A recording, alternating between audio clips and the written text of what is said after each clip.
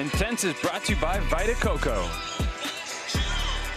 It's Friday night under the lights here in Atlanta, Georgia. The Intense Arena is filling up as fans are getting ready for a big-time doubleheader. Kicking things off are going to be the Ridge versus the Outriders as they look to make a push in their playoff standings. Hello everyone, I'm Jay Wayabona alongside Maria Mateus. And Maria, it's been a lot of fun to see these teams really starting to adjust to our rules. It sure has, and we've seen great tennis. The key now is each individual player playing really well to help their team. And to do that, they need to manage the rules. Specifically, having one serve. I'd like to see people hit more underhand serves if they struggle with one serve, as well as the coaches using their substitutions. We also have timeouts, knowing when to play those to change momentums. Yeah, we'll see how they can manage it tonight. We've had a couple arcs already leading into this. We've seen some good stuff, but coming up, we got the Rips and the Outriders. So let's start off with the Outriders. The Outriders lost a heartbreaker, buzzer beater, first arc of the season, and they played a lot better last week. I'm especially looking at Sofia Cabezas. She has the most points won in the entire league, especially using that slice, using a heavy forehand, and not being afraid to get to the net. And then on the other side of the net, the Rips. They're looking for their first win of the season. Well, Rips just has outstanding doubles players, but Noah Schachter has raised his level a lot, so I'm really looking at him tonight. He's been a force, especially last arc, so I hope he continues raising it and using that momentum. Yeah, and then a lot's going to come down to the doubles for them, right? They got a lot of great doubles players on paper, but can they actually perform tonight and step up for their team in a big moment? We'll see when we come back.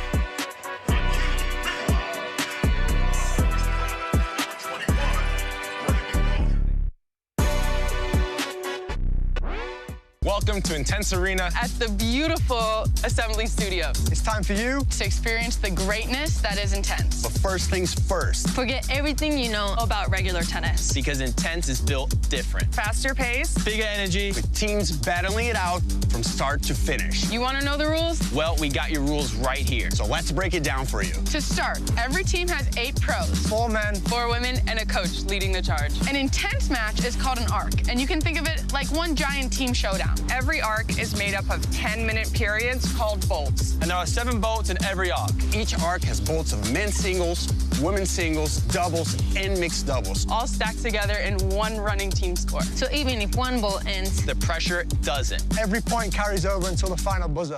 Now for the serving rules. That's where things get wild. 1 toss, 1 serve, miss it, and the point's gone. There's also a 14-second shot clock between points, and play is at the server's pace. So turn your back, you might get burned. No waiting around, no resetting the vibe, and yes, we do play less. The only thing that can slow the pace down are the timeouts. And there are rolling substitutions, so if a player needs to catch their breath, or if a coach wants to change up the strategy, there are substitutions. Scoring is simple. You win a rally, that's 1 point. Blast the clean winner, that's 2 points. The scores from every bolt are added up along the way, and the team with the highest score at the end of the last bolt wins the arc and the cash. And now the most important part of Intense, you, the super loud fans. You will never get shushed. First of all, that's rude. That's rude. That's rude. Second of all, we want you to act like actual sports fans. And we want all the volume when it comes to supporting your favorite team, like Ridge. The Outriders. Like the Altitude. Like the Smash. Like the Rips. Fortune. Freeze. Inferno. Sting. Like Team Rise. Or if you want to cheer against your rivals, we're here for it. Bring it on. So now you know the Intense rules. But the only way to experience Intense is to see it in action. So let's get this arc started.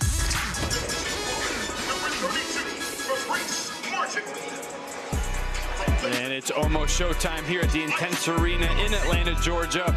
In the middle of week 3. And Maria, we got the Rips versus the Outriders coming up. Let's take a look at the Rips lineup. Coach Tori Hawkins has the combination of Bolsova and Martin, just unbelievable doubles players. Noah Schachter playing a lot better on the singles court as well. So they have a very strong team, and they're looking to get their first win of the season, as well as the Outriders with Amy O'Connell. Great coach. She has Cabezas and Joao Ciolin. And Cabezas just has played so well, and she's put so many points up. more than anybody in this entire league. And so I hope that Amy O'Connell really puts her in tonight, plays that maximum time, and she gets some points on the board starting out very early. Yeah, I think for the Rips, they just need somebody to step up. We know the talent that they have, but no one has really played great. When you look at every team that's won this year, at least one player has had a positive plus-minus of 20.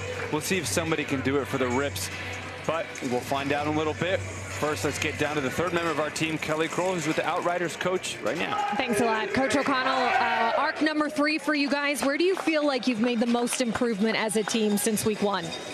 I feel like this team has worked really hard on their preparation every week, you know, depending on who we're playing. I think they're ready, they're prepared, and they've really come together as a group, so I can't wait to see what happens tonight. We can't either, and Sofia Cabezas has done such a great job for you guys all season, but with women's singles starting tonight, what is it that you like best about the way she sets the tone for your group? Yeah, she really does set the tone. She does a great job of mixing things up, but she's a very fiery player, and I love the way she comes out of the gate ready to play, so hopefully we'll have a good start and get that momentum going for the Outriders right away. We certainly love how you come wardrobe prepared every night, and we've added the vest this evening, so every win, can there be more that's added to this, you think? I'm not going to promise that, but, you know, they said it was my lucky hat, so I couldn't change the hat tonight. So. We like it. Well, best of luck, Coach. Thank you. Thanks.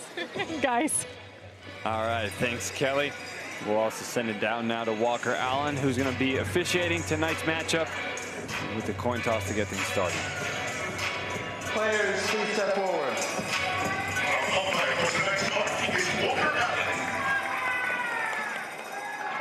Home team Outriders, visiting team Rips. Please make the call. Heads or tails? Tails, please. Tails was called. It is tails. Receive. Rips will receive. Showtime now with the Rips electing to receive. Sofia Cabezas for the Outriders on the near side. Aliana Bosova on the far side. Both the #1 picks for their respective teams on the female side. They'll be ready to get things rolling. Bosova bouncing, bringing that energy. Cabezas, though, racking up over 100 points for her teams already this season. So they're going to ready to get things going. We have 2 10-minute women's singles bowls, followed by men's singles, and then all 3 doubles formats to finish it off. 70 minutes of total play, and we get started. And I'm just so interested to see how these ladies are going to start in the singles. We have very doubles-heavy teams here. We have one team on the Rips that just have the resume of doubles, but then the Outriders have had the wins in doubles. And so I think the singles is so important in hopefully getting a big lead for one team or the other before it comes down to the doubles. Cabezas coming out with a clear strategy of trying to play a little bit more consistent. Not accelerating as much as she used to, so trying to work through some nerves. As Bosova, she's putting a lot of balls in play. Cabezas going to bring her into the net, approach down the line, and the first +2 of the night for the Rips. And both Cabezas and Bosova have a lot of variety in their games, which makes them both such tricky and such good players. So it's an interesting matchup, and we see Bosova trying to serve and volley, trying to have more variety than Cabezas right out the gates here. Interesting to see the serve and volley early. That's probably the first one she's done in singles all season. Cabezas is going to go out wide, try to set up their backhand cross court, but Bosova's in control. Unforced there. Outriders down 1-4. Hopefully they're going to try tonight to knock it down as these buzzer beaters. A tough one week 1, come back week 2, and they win it within the last 2 minutes. They're going to try to have a little bit more of a relaxing night, get off to a good start with shots like that by their superstar, Sofia Cabezas. And Sofia Cabezas has consistently been playing really, really well.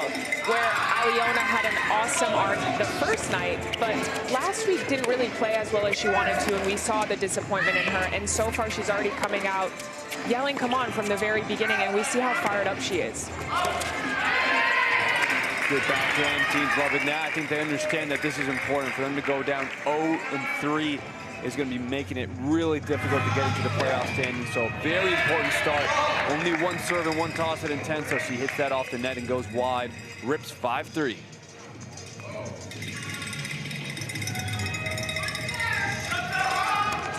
That's Cabezas' biggest serve so far. So she's starting to settle in. The acceleration wasn't there to get started.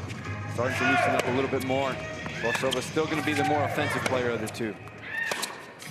Especially on that forehand side. Aliona loves to go for that inside out specifically, which we saw there. She didn't make it there, but Cabezas actually really prefers that forehand cross and then using that slice on the backhand side. So it's really going to be about who pulls the trigger first. Stepping inside the court, could have flattened out a little bit more. Cabezas still in the point. Soft ball for Bosova to step in, but the off-pace threw her off. And that higher ball on the backhand is always tough. Very smart of Cabezas to use that. It's off pace, like you said. It's uncomfortable to hit, and it's uncomfortable to create pace off of that. Off-pace shot to neutralize the point. Throws Bosova all the way back. Yeah, Cabezas +2, sneaking into the net. And what a sneak in. I didn't even see her moving in because she hit such a great heavy ball. So good from her, and good from her to not let that really drop. She took it so early. Maybe a little bit of luck there. It was almost too good to be true.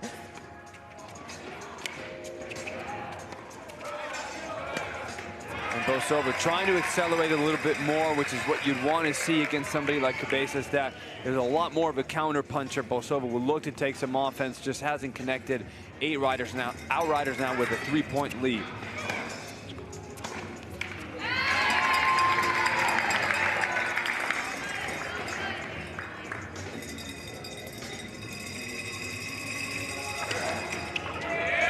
That's going to be Bosova's second fault of the night. Under 6 minutes remaining, still another women's bolt after this. Rips looking for their first win of the season. This is a big moment to try to generate some momentum after they've had some time to adjust and get used to the rules at Intense. Bosova going heavy forehand to Cabezas' backhand, but she handles it so well. And Cabezas is pretty even on both sides. I say she's extremely solid on that backhand. She likes to attack the forehand there, but she doesn't miss too much on that backhand. The key is Aliona doing exactly what she just did there, working the point with her forehand before she really steps in and stings.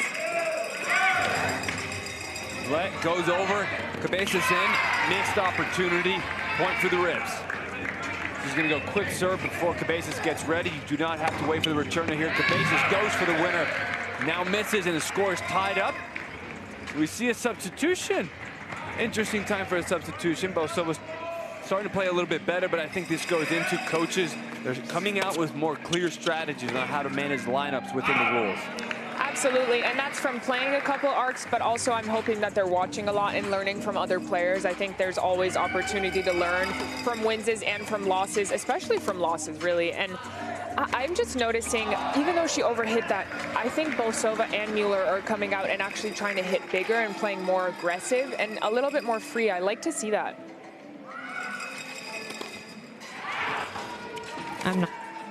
It's interesting you guys are talking about that, JY, with the coaches in the format and when to substitute, which it looks like Coach O'Connell's going to do right now. But part of her each and every arc right now with how well Cabezas has been playing is she wants to try and keep her with 4 or 5 minutes for the second bolt. So that's what she's kind of watching right now. But also if you've got the hot hand out there, right, you want to keep her out there, keep the points coming in. So it is an interesting balance. But this draft pick, if you will, for Cabezas, guys, the tie-in there, O'Connell, of course, played at Tennessee and keeps up with the Tennessee program. So she goes, I've had my eye on Sophia for a very long time. And she called around the other SEC coaches and knew this was someone she wanted to have. Well, she's been very happy getting some great performances. That teamwork right there has definitely brought out the best in Cabezas. And Zoe Hammond now is going to come in. And one of the things you brought up, Kelly, was trying to save her for the final 4 minutes for Cabezas. And a lot of that is because we have a 12-minute max rule in singles. So players in singles can only play 12 total minutes.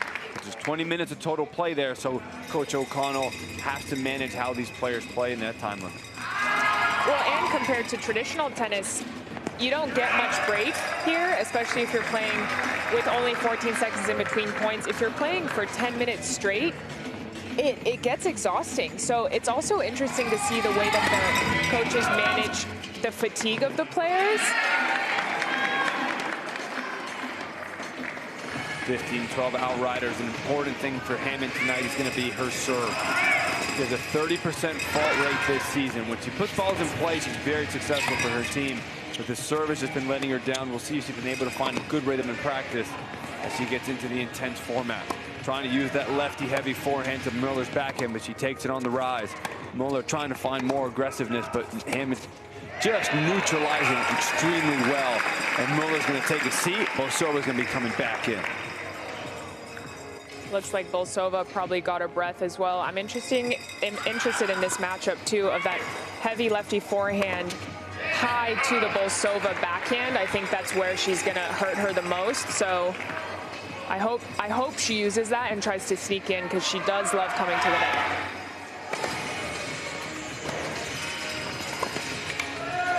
Good aggressive forehand by Bolsova. Trying to step inside the court, just isn't locating it to the outer thirds enough. She was in good position, but just hasn't executed. Something that let her down last week. Forehand wasn't there. It is a great shot of hers, but she finds it. She's going to be a dominant player. She's not there quite yet. And there's that Zoe Hammond fault, and I think it's because she pulls down a little bit on that serve. I'd like her to stay up just a little bit more, especially since she has that height. Good forehand right off the back line. Point for the Rips. Down by 1. Final minute and a half remaining. Trying to generate some momentum going into the second women's singles bowl. That won't happen with the serve toss that goes so far forward. Hammond to serve.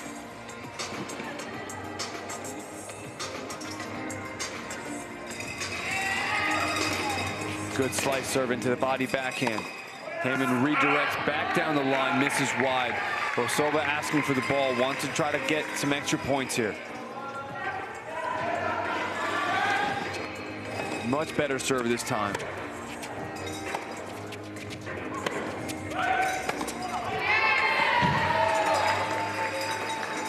Hammond with the unforced error, 40 seconds remaining. And Bolsova seems to be feeling really good with stepping into that backhand and taking it early. There's that forehand she was looking for. +2 for the Rips, and they take the lead by 1. Playing really quick there, did not let the clock run out whatsoever. She's going to take this one early, too. Bolsova playing some good tennis. Best of the night, up 2. Going to be the final point of the first women's singles bowl. Cabezas back in. Toss goes a little too far forward again, and then that's going to generate a fault. Frustration from Bolsova, and Cabeza is going to say, let's just take this and move on to the sideline. But what did you think about that first bolt? Really solid from everyone, from all the players. We saw 1 substitution on each side, 2 players, 1 substitution, and I think everyone actually showed up and played really well. I'm assuming we're going to see the same thing again, change up between Bolsova and Mueller, Cabezas and Hammond, just changing it out and seeing different paces and different balls. But I like where we're headed tonight, and I'm excited to see more after the break.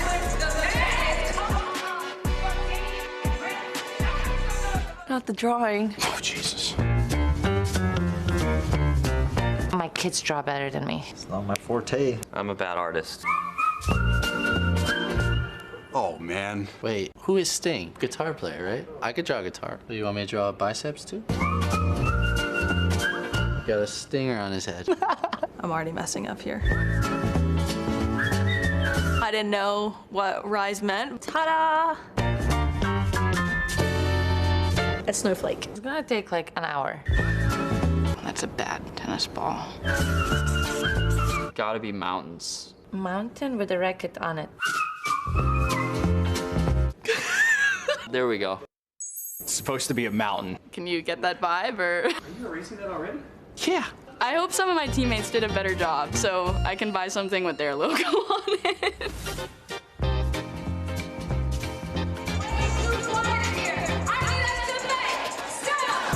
Welcome back inside the Intense Arena. Outriders have a 20-19 lead, only by 1.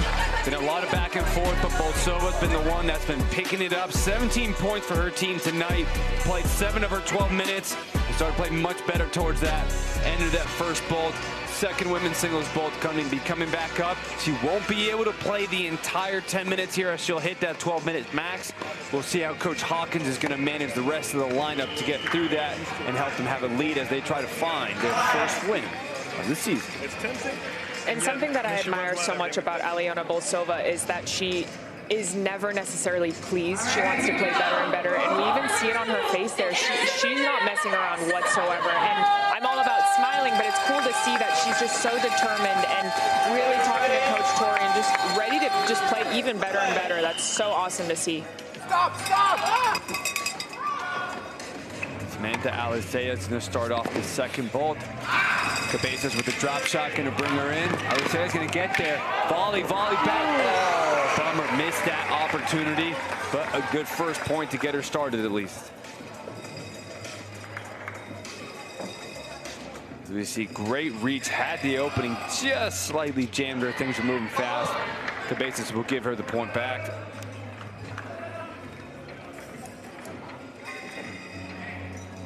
Alicea is such a great doubles player, and I want to see her use that on the singles court because you can benefit so much from that and just being confident moving into the net. But we've seen from her just too many unforced errors and just overplaying, just like that. I want to see her have bigger targets. Maybe she's a little unwarm right now, but just try and step in and use that power that she has at the net.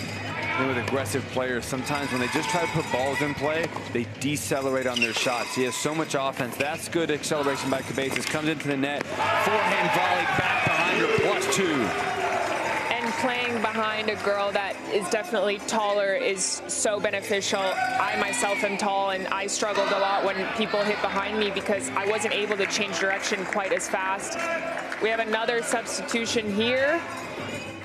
We got Buzgaru playing for the first time this season, JY. First time she's going to get in here. See how she's going to handle it. That first serve fault is going to definitely help her get a little bit of point, calm her nerves a little bit. Let's see how this serve goes.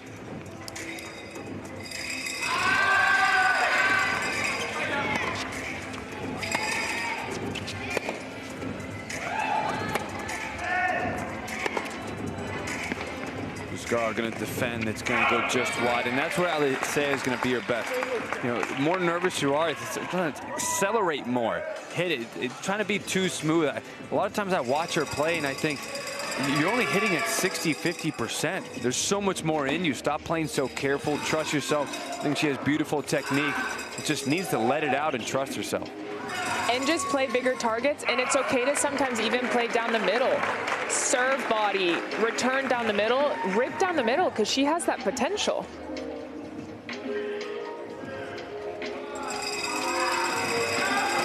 There's a good kick serve, but goes into the strike zone of Buzgaru. Buzgaru, one of the best Tunisian players coming out of that country, did a good job playing and representing her country in multiple international competitions. Going to try to create some good tennis for the Outriders, and that'll help. +2 on the lead for the Outriders, 26-24.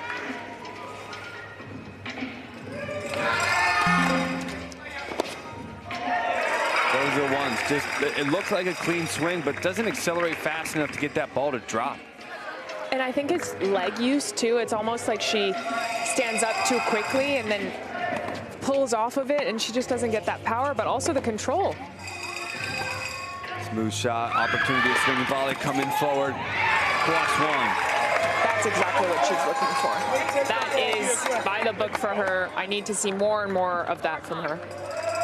Where sometimes you play your first half decent point like that, that's where you got to give a big command to your team and just let it out, scream it out. Still a little too calm, and you see the nerves are still in there, hits that fault. Alicea for sure is keeping a lot of emotions in right now, and that sometimes actually harms you. She needs to just, even in anger, she can yell. They can do whatever they want here. Even if she trash talks a little bit or whatever, just light a little fire. Mishits that one, going to go wide. Bosova asking for the ball quickly. They're down 3. She wants to get her team up top. Hammond now back in. Look at the chess match going on between both teams. This is the matchup that brought Hammond out earlier, where Bosova starting to play well against Hammond. That brought Cabezas back in. We'll see if Hammond will do a better job this time. Certainly looking settled in, but Bosova's controlling the center of the court. Bosova's another one where I just feel like there's more power in there. He's just playing a little too conservative. When you have good technique, you got to let it go and trust it. It's a little bit better, and you see how that ball jumps and makes it difficult to handle for him. She needs to definitely bring it to that next gear, and she absolutely has it with the accolades and the resume that she has, she's gotten to the 4th round of the French Open in singles. She knows how to play that level, and I think the nerves are playing in big time here, but she's been on some big stages too. Much better there. +2 for the rips. Bosova's finding her range one more time tonight. Toss got a little far forward, but she handled it extremely well. We are tied up under 5 minutes. Rips searching for their first win. Outriders trying to get 2 in a row.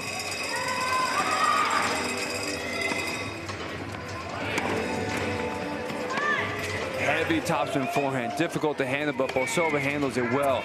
Slice to bring her in. Does Bosova come to the net? No, but wins the point regardless. 1 point lead for them. And JY, here at Intense, we have 5 timeouts per team each arc. Why do you think we haven't seen any yet? I think both teams are doing just fine. Neither team is playing great. No one needs to stop any momentum. So I think they're fine just waiting and seeing how things go. They're all tied up. We're not seeing bad tennis from anybody. So I think they're comfortable just letting these players play. And we have talked about how doubles really swings one way or another for these teams. So maybe they are holding off until then in case they need multiple momentum shifts. Angle drop shot winner.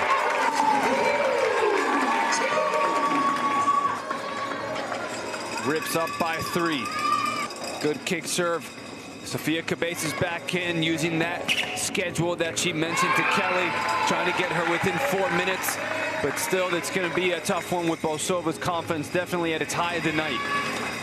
That toss letting her down. It's brutal right now. That's her 5th.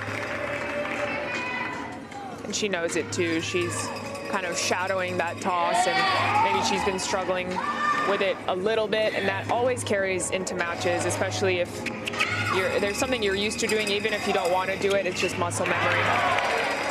Drop shot brings Bosova back in. Bosova goes back, counter drop shot, but into the net.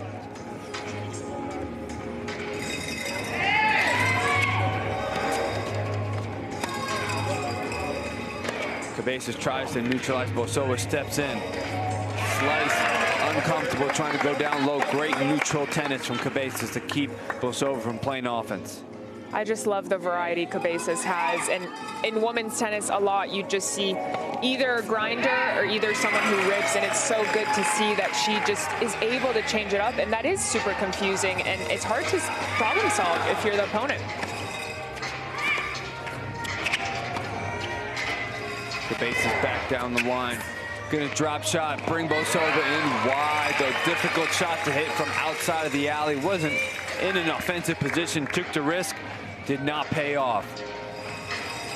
Cabezas so far has hit every single drop shot on the forehand side and cross court. So if I'm her opponent, I'm always looking if she changes her racket and her grip, and she's gonna hit a drop shot, and I know exactly where to run. Off the net, Cabezas steps inside the line. Opportunity to come forward. Not there, that's gonna go over. And it does, +2 Outriders.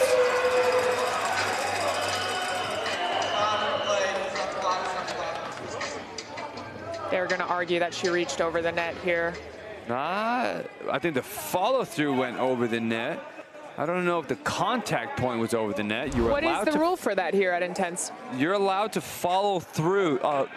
So let's see the contact point. This is not the best angle, but yeah, I think she hit that contact on the right side of the net and she just followed through.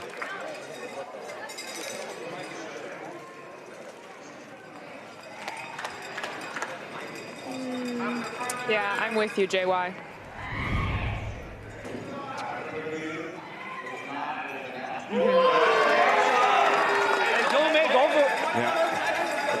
Coach Hawkins not happy with that one, but I think it is the correct call, JY. It really doesn't look like she reached over the net. I mean, for these players to be that, you know how sure you have to be to continue to argue that? You got the referee on the line right there. It's pretty clear Cabezas was in a good spot. I mean, I know they're going to try to generate some frustration here and try to get some energy going, but that was pretty clear. Well, and especially when you are up here and it's only a 1-point difference, you really have to let that go as quickly as possible. I think, you know, if you're a coach, you really use that to your advantage here to try to build up some of that frustration, energy, try to lift your team. We've seen coaches do that in a lot of other sports where they use that anger and sometimes fight the ref on purpose. And I think, let's see if it's going to work right now. Alexandra Muller's going to be back in against Cabezas. Muller did not have a great start to the night. We'll see if she can pick it up in these final minute and a half. Rips with a 1-point lead, though. I can argue, though, JY, that for the Rips being 0-2 on the season, tonight they can't focus on absolutely anything other than tennis. That has to be at the forefront of their minds, and they cannot let any situation or any call sway their focus one way or another. They just have to focus on their tennis. Great return by Muller. Under a minute. Kick out wide to Cabezas. She's going to miss that return long.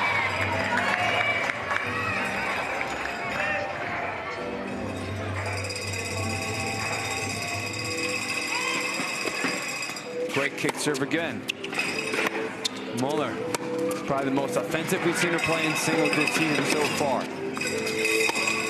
But that is tough if Cabezas can neutralize, but too long. 40-37, 3-point lead for the Rips, building some momentum going into men's singles here. Another good kick serve keeps Cabezas back. Cabezas going to try to put Muller on the run. Good job going sideline to sideline. Cabezas comes forward down the line behind her, +2. And again, she will ride it out to the side. But they are down 1. What do you think about this so far? Cabezas picking it up, but Outriders doing well to have a 1-point lead. Everyone on the Outriders team is playing really well. Zoe Hammond came in and was a lot more consistent than we've seen her be in terms of the way that she's played, but also in terms of the amount of points that she's put on the board. But I just love the way that Cabezas mixes it up and sees the court and goes behind. Let's see what the men have to bring coming up next.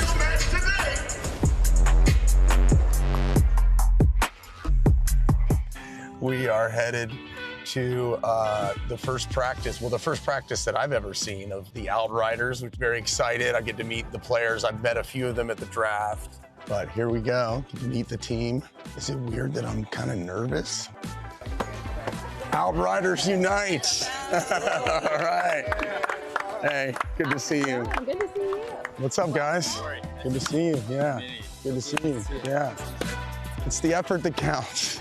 Don't focus on the results. That's the process.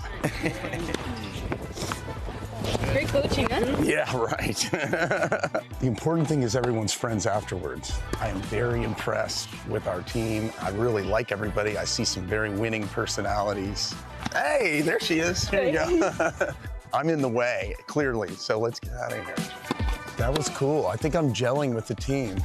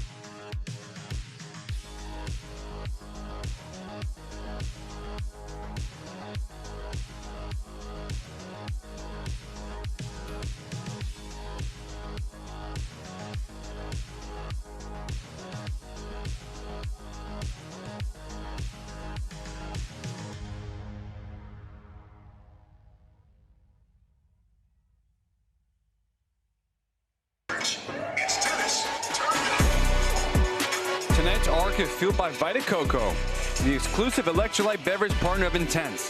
With 3.5 times the electrolytes versus the leading sports drink, Vita Coco helps keep players and fans hydrated through every action-packed match.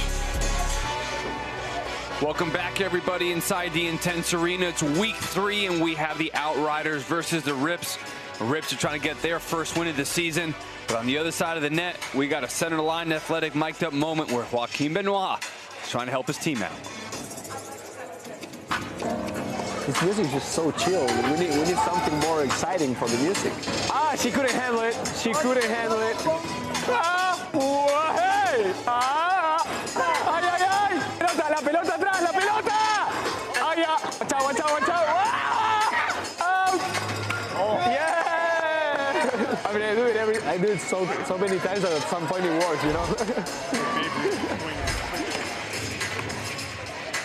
Joaquin Benoit trying to get inside there, get inside the heads of the Rips. The Rips have 9 faults of the night, so maybe he's on to something. You know, at this week, every time everybody's trying to figure out the right strategy, maybe he found one.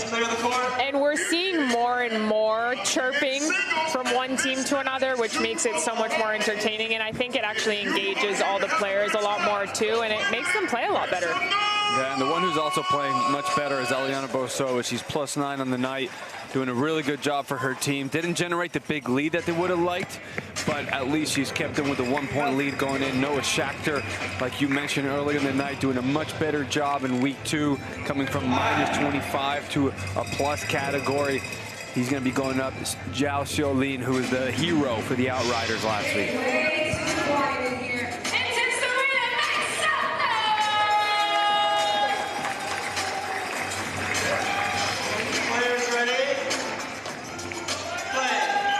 Zhao Xiaolin to serve on the near side for the Outriders. The Brazilian, he's going to bring that firepower for them when he gets going.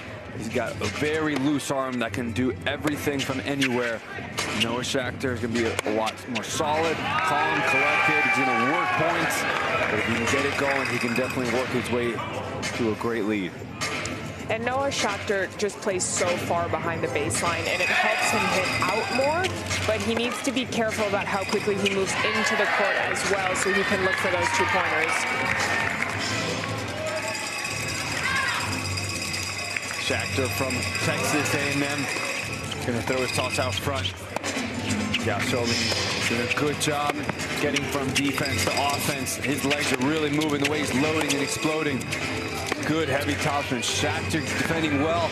Xiaolin brings him into the net. Counter drop shot cross court. Xiaolin gets there. Schachter gets it back. +2! What a point! Great point by both players, but only one person can win it. Schachter defending well. Xiaolin is fast, but Schachter's even faster. 2-point lead for the Rips. I thought Xiaolin actually was going to get his hands on that one, and a 4-point swing.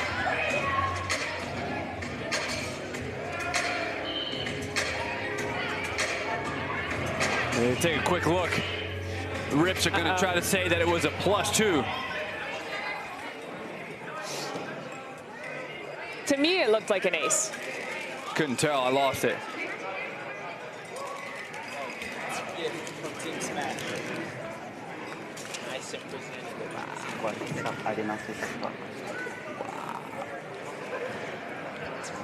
Walker Allen trying to work things out with Marshall about what was the actual play and what happened. It was a big serve by Schachter. Now just trying to lock down who hit.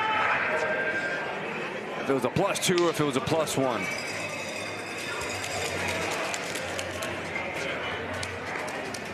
So guys, this is actually going back to the point that was so incredible that we saw. The Rips felt like it was a 2-pointer, and the Outriders felt like Zhao at least got his racket on it. From where you two were sitting, did you feel like he touched it at all? Because right now the Rips feel like they should have had 2 points instead of 1, which naturally then changes where the server would have been serving from. So they're trying to go back and work out all of this right now. But did you see Zhao touch that from your vantage point, JY Maria? No, we have a clear replay here. Okay. He did not touch, yeah. And that actually is pretty unfair, in my opinion, if they don't get rewarded the 2-pointer for that, and then also not the 2-pointer for the serve, because that should be 4 points for them. Well, they do have the replay system that they are allowed to go and look at. Right now, they're just having a lot of discussion, so we don't know if they're looking at. Doesn't look like they're looking at the replay. He was far from it, though.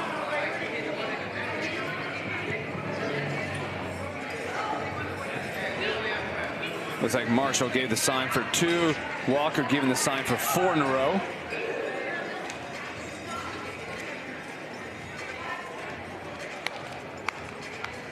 This is going to be a big one, especially the rips. If they rips, they get all those 4 points. These are some of the stuff that has not been able to go their way, especially last week, losing a close battle. These are the little things that they need to go their way, also to give them some confidence and some momentum. I agree. They've definitely had a little bit of bad luck, or even if it wasn't necessarily bad luck, just a lot of little things that have happened that made it kind of not go their way. So I can understand how it's getting frustrating. He went with the side that the scoreboard says is on. I'm trying to figure out how we don't get those 2 points. It didn't show us 2. That's why we went on that side. And then he has the ace on the side. What I saw, time never stopped. We're just trying to get it right. We feel like we were robbed earlier. Now we were robbed off of not 1 but 2 2-pointers. You got to understand where I'm coming from. It just looks like we're getting the shaft not once, not twice, but 3 times. Tell me how I'm seeing it different. You gave me off for 41. If you think it's a touch, 40 to 40. That would be 41 to 40. He served on goose. It's the ball inside. He put the score up at 42-40, so they were misled. Okay, but because replay the proof, then because it's a replay. Replay the call. Let's make the call and let's go. All right, let's see what they're going to say here. I can feel it. I can feel it. It's 41-40. We have to replay that point. 41-40. He misled you with a score. I never signaled 2. I never signaled 2. He put in the wrong score. Hit a 2-pointer when you have 1 point on the board. He's asking to replay. He's asking to replay the serve point. Okay, then I have at least 3 points. He missed 1 and I hit a winner. It was 1 point. I never gave a 2-point call. I saw the ball deviate. You never gave a 2-pointer. And it was 1 point that he served from the wrong side. But no, but it's not your fault for serving the wrong side. It's he put the wrong score on the board, so we have to redo that point. I'm sorry. Redo it? Wait, what point are we redoing? The serve. 41 hits our serve 41-40. This is going to be tough, I think, for the rips. Okay, so I think for the rips right now, too, it's just the momentum, because they 2 winners like that coming off to start that men's singles bowl, that's what they needed. This is going to be deflating. Even if they get it on the scoreboard, we don't know what they're going to decide. But I think right now they're using up a lot of mental energy, and this is just the momentum that they could have been building. They're going to lose out on. Well, and nothing to do with outriders. And then he's saying it's either wrong side or the different serve. What I want to do is keep momentum going. Marshall, you can. Either way, we're up 41. Hey, we can't let this deframe you. He's already saying he didn't stop the clock. If you serve, it's the wrong side. You follow what I'm saying? So it's going back on their serve. So let's take the 41, use it. Come on. So 41-40, our serve. Yes, sir. 41-40. Let's go. Let's go, Shaq. Let's go. Well, the one thing that we're trying to figure out here, which I wonder if this is the case, we won't be able to find out until later, is did he serve on the wrong side? And that's why I don't understand exactly how we got here, because Shakhtar still got the serve, so I don't know why they would have taken points off the board.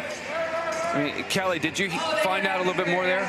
It's exactly what you're saying. They felt like the rips. They got the 2-pointer, so they went back to the same side to serve and then got the ace, right? So I don't want to hear that the 4 scoreboard points. is wrong. We deal with that all the time. He got 1 point, and then he went to the wrong side. So he was serving from the wrong side had he just gotten the 1 point, is what the Outriders want to claim. Who's serving? 41-40 rips to serve. Replay the last point.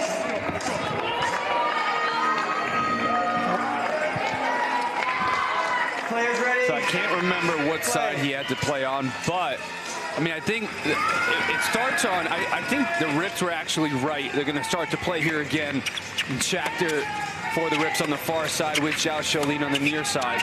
So First, it should have been a winner, according to the replay, which then means it would have been a 42-40. Whenever you have an even score, you still play on the deuce side. Correct. Then he served on the deuce side, got a +2. It should have been 44-40. So even that 41, they missed that it was a winner. I think if they review that, they see it's a +2. Shakhtar then did serve on the right side, and they had never stopped the score before. So we'll see if the Rips can put this behind. That's not going to help. Fortunately, he gets there as +1. But it could have been 44-40. Instead, now it's 42-41 for the Outriders. You know, when you're 0-2 and something like this happens, it's really easy to get negative inside your head. This is a really difficult task for Coach Hawkins to manage. And the Outriders, they're going to try to take advantage of this, but this is not going to be an easy few minutes. Noah Shakhtar's going to have to really stay focused. Well, and I wanted to say earlier, before we listened in, nothing against the Outriders, but I do really think that the Rips are right here. Yeah.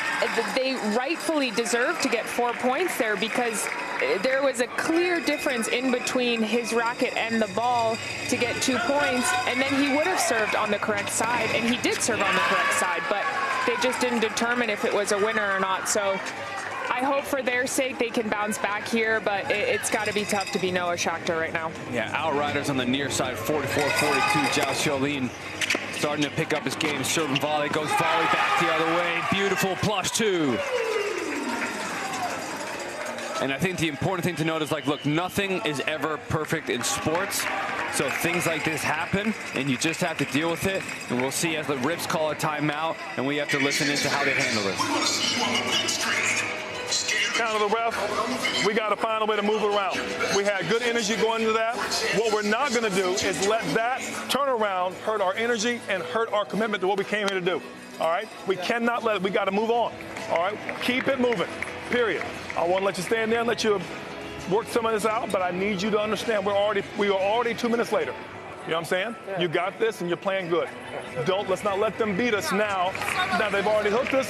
Now, best we can do is use it as tackling fuel and keep it moving. Let's go. Come on, big fella. Let's go. Heavy deep. Let's go, Noah. Come on. I love that coaching. That's exactly what he needs to hear. We did see Noah Shakhtar just so upset, and rightfully so again, but they have nothing that they can do about it. He was playing phenomenal tennis before this whole debacle happened, so he needs to get back to that mindset of how he got to playing that tennis and just try and find it again. That's a good forehand and return. Good acceleration by Shakhtar. Starting from a little bit farther back, but Xiaolin's going to put him into the backhand corner. Xiaolin working the inside in. Shakhtar trying to hang in there, stay neutral at least, but Xiaolin is just moving side to side. There we go. Shakhtar missed an opportunity. He worked inside the court, but backed up. Great rally.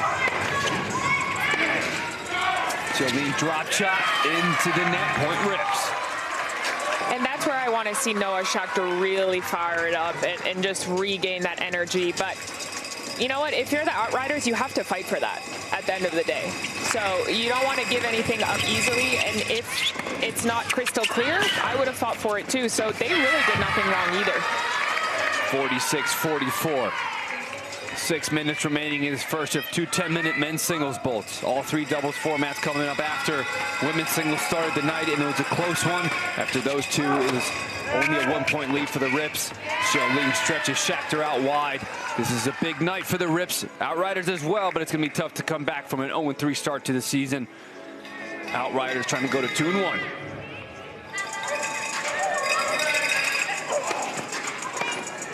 Good jumping kick. But Shakhtar handled it well, and Corey Craig from Florida State University is going to see his first action of the night.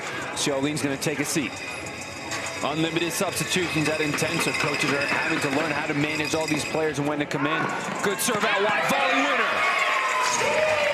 A big one for the Rips, tying it up.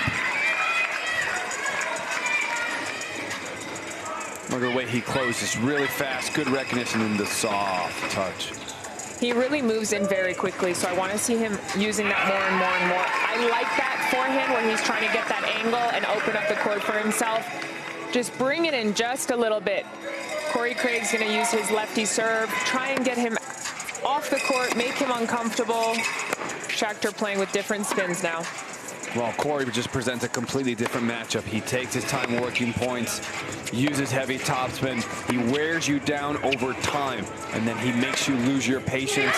But when you can step in forward like that and hit a winner, nothing Corey Craig can do. Rips now have a 1-point lead after everything they've been through, showing some great resiliency. And how good is it going to feel if they do get through this and they do win? It's going to feel even sweeter. So I hope that they, even though they don't want to be thinking about the result, at least know that it'll be worth it.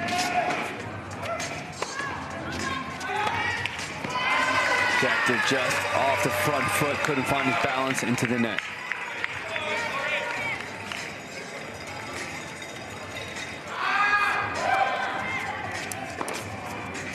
Isaac Nordy in now, trying to get a different ball to Corey Craig.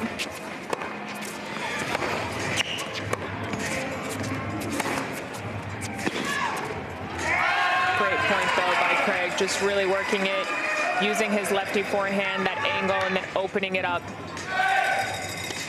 Isaac Nordy getting his first action of the season from Ghana.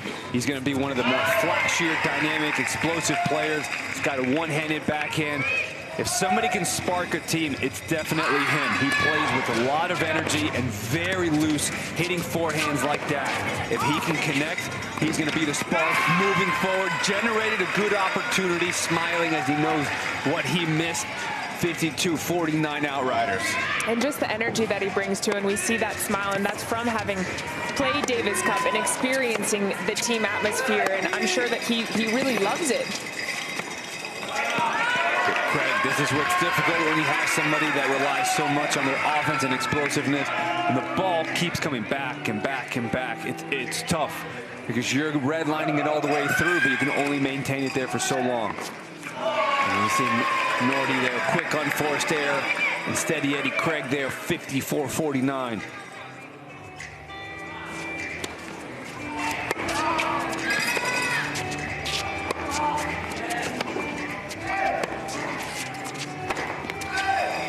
Good deep forehands, preventing Nordy from playing offense. Look at Craig trying to play some offense and flattening it out. That's not his usual game, and I think this is a really smart matchup change. With how far back Corey Craig plays, to have a serving volleyer like Martin, this is a really good strategy. But look at how Corey adjusts. That's just genius play, and that's what gave him a 24-1 record his freshman year at Boston University. Understood the matchup in front of him, so he goes close to return and does not allow Martin to get close to the net. Super smart, especially going for the feet there on Fabrice Martin. Obviously a tall player and just an unbelievably accomplished doubles player who will every single time serve and volley. So finding the feet, Corey Craig understood the assignment. That's just too good of a serve. Didn't matter where Craig was standing. Final minute and a half here of this first men's singles bolt. Gonna serve and volley one more time. Craig spins it, cross-court winner. What a way to find angles there. We have Isaac Nordy back in, and he was actually playing quite well. He was using pace really, really well, really flattening it out. He has almost an Eastern grip. Good volley off the line. Craig will get there, only +1, but good start as he comes back in.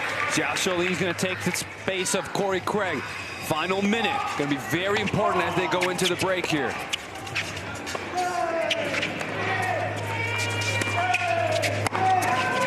Beautiful one-handed backhand, just missed it long. Jolene so quick to bring the energy right away.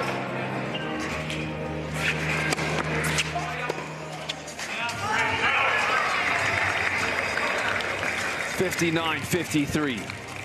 Outriders, 6-point lead. Rips did a great job at some controversial call to get back, get into the lead. But Nordy's just not giving up too many unforced errors. And the problem that he can face with having such an Eastern grip really close to continental is that he's not able to get under and over the ball that quickly. So if a ball is coming fast at him, there's not a lot he can do other than chip, but that's not really working either. Chip into the bottom of the net. 8-point lead for the Outriders. Going to be our final point here as we take a quick break before the second men's singles bolt. Good serve out wide, and he's going to miss that long. Xiaolin having fun playing a few games as he let that ball go over his racket. And it's going to be a 9-point lead for the Outriders. Maria, what do you think about that first men's singles vault? Well, I like the way that the Rips forgot and bounced back from the whole little situation that happened. And unfortunately, they are a little bit down in score right now. It's not a position they want to be in, but Outriders are just doing their job, and that's what they came here to do, and that's why they have played really well this season. I hope that the Rips can pick it up more and more, especially in this next men's singles vault and then also in the doubles, but let's see more after this break.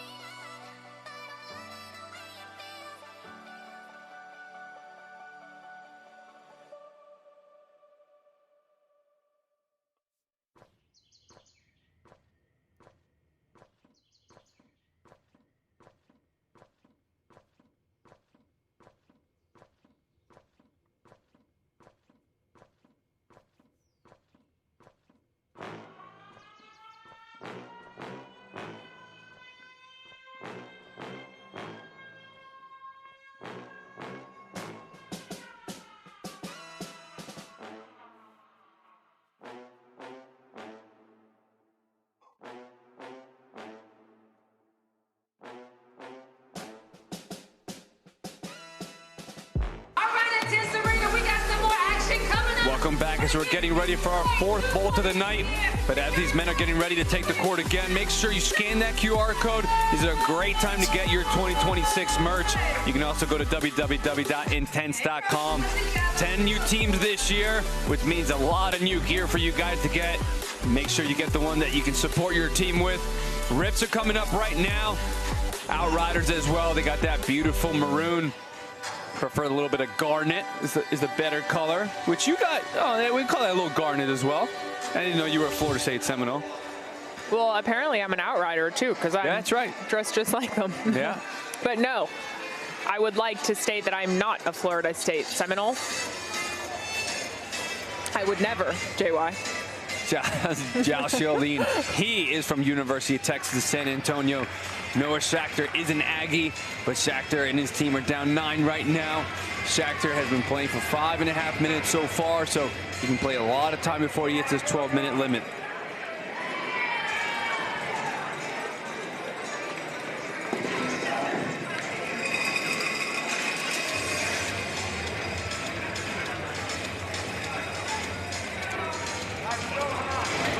What do you think the Outriders can do here to try to pin the Rips down? After review, this new score will be 54-62. We have awarded an additional point to Rips. Okay, so. Interesting. What they did right there, they went back after the break. You can't do that at Intense. They reviewed the rule. They gave Schachter 1 extra point back because it was a winner, and they finally gave him the 2. So it's tough because that was a very big momentum shift. They still get the point, but the momentum was really what matters. It's amazing in sports, just what you can do as you can hit some great shots like that and build some momentum. The emotion, the confidence of what you feel to try to ride that, so important. That'll help them a little bit. They're down 6. And maybe that just helps ease him just a little bit to know, like, okay, I wasn't fighting for nothing. Everybody needs words of affirmation, right? I do, that's for sure. Good slice coming in. Schachter's not going to let him have much out of that. Passing shot straight into the net. The second men's singles vault, only 1 serve and 1 toss at Intense. All 3 doubles formats are coming up after this. Rips are seeking their first win of the season. Big tough serve up to Schachter's backhand. Only 14 seconds in between points, so a lot of non-stop action. Bosova for the women, a +9 when she was in earlier tonight. Now trying to see if Noah Schachter or Fabrice Martin, or a combo of all 3 with Nordy, can do something here as the Outrider won that first men's singles vault 23-14. When Noah Schachter's behind the baseline like that, I'd like to see him get a lot more height over that backhand. He has so much space to really just accelerate, and he's hitting it a little bit too flat. And even if it didn't go in the net, it would have been too short, giving Xiaolin opportunity to step in, but Shakhtar's going to use that missed return for sure.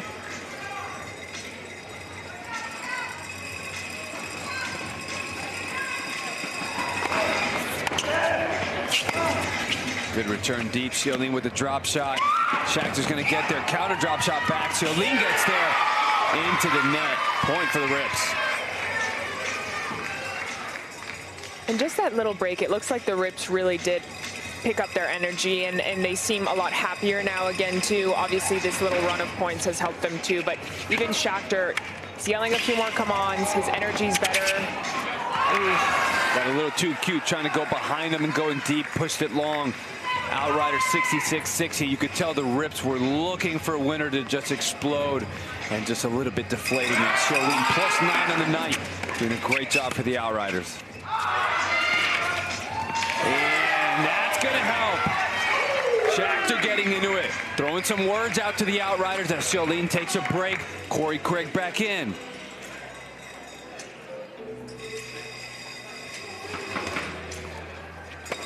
The way he just unloaded on that forehand, and definitely had a lot to say after. And he's chirping a little bit after points now, but it really looks like it's helping his tennis, so whatever it takes. Look, you got to throw the kitchen sink tonight. You can't go down 0-3. Can't be nice. Got to do it for the team. Craig's going to try to work this point. Shakhtar's going to try to find the offense, but with the margins that Craig squeezes on you, it's tough.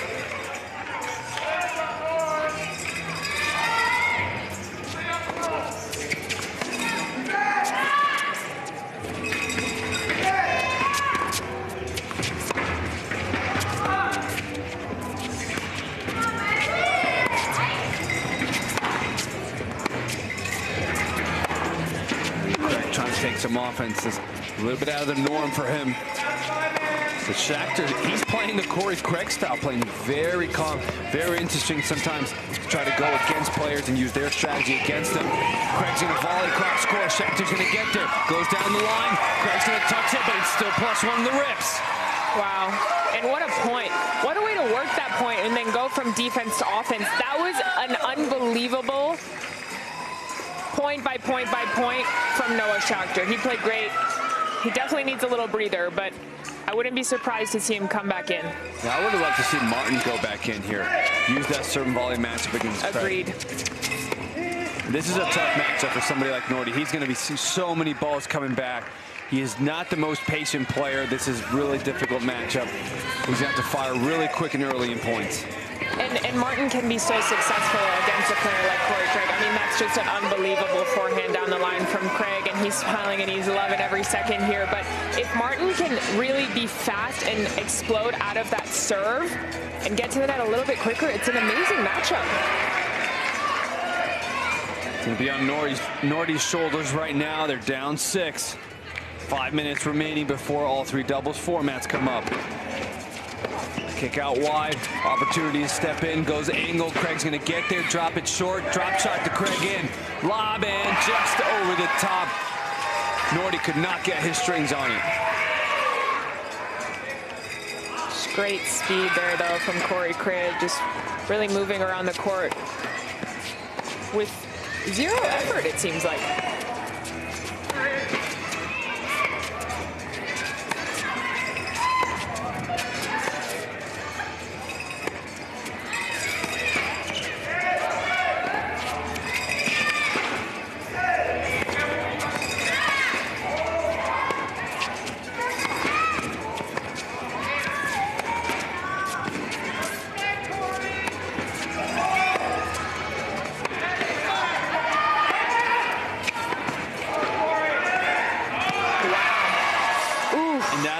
That's what's so good about Corey Craig. Nordy, how many good shots did he hit in that point? 7, 8 shots. Great pace, great precision. But Craig is such a good mover. He forces you to finally go too much. I mean, Nordy probably felt good about that point until the very end. And you've got to recognize that's Corey Craig's style of play. You cannot get in there if you're Nordy. And that's what he does to his opponents. Nordy now actually hitting a great ball there, but sometimes it causes a swing of just mistakes because you feel like, oh my goodness, I have to hit so many good balls and I might not even win the point, and then you just start going for too much. That's good, 2 points in a row. Nordy's going to take a seat. Noah Schachter back in after a quick rest. Schachter should be able to finish this out for the Rips if they want.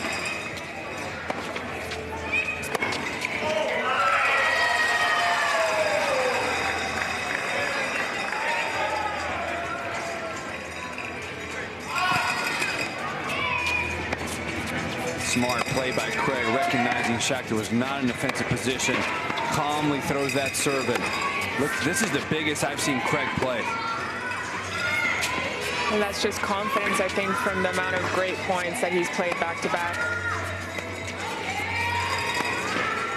Just working the court. I just see everybody playing into Craig's game. I mean, this is what he wants to do.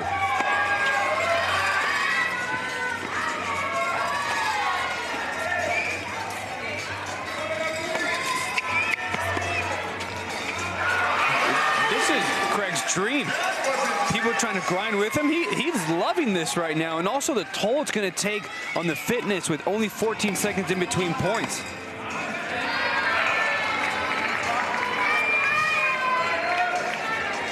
I think you jinxed it, JY. I know, right when I said it. Come on, Corey. Schachter had the opportunity to serve and volley, chose to stay back. Uses that forehand down the line. Craig's going to try to neutralize. Corner to corner, he's staying in the point. You see Craig, those are the unforced errors Craig does not want to do.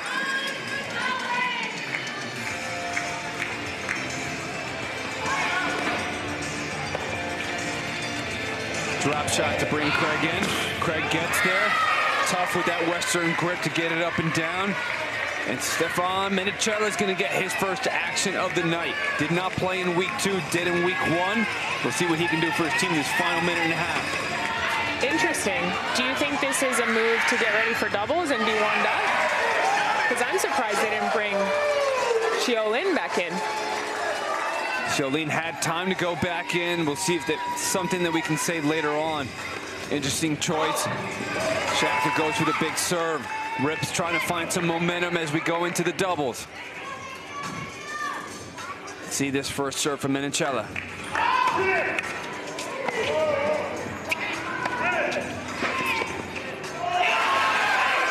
And a big roar by the Outriders. Change it up from Schachter to put Martin in. Big man to big man. And this could be a doubles move as well. Schachter did reach his time limit, but might want to be getting Fabrice Martin warm. He can come in for the doubles. Menichella had the opportunity to come into the net. Did not take it, did not matter. Outriders 79-72. Outriders understanding this is a big moment. Final 20 seconds. They want to keep a big lead if they get the doubles. Martin trying to sneak and come into the net, but too good of a kick serve. Menichella going to run the clock to make sure this is the last point.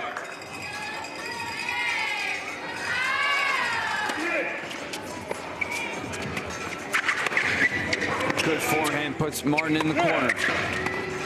Chip to neutralize. Menichella goes back. Big backhand by Martin, but misses long. The Rips had some moments where they got it to within 3 and 4, but just could not do it. Maria, what do you think about how the Rips handled that men's singles? Both coaches just throwing in a lot of substitutions there and changing up all of the matchups.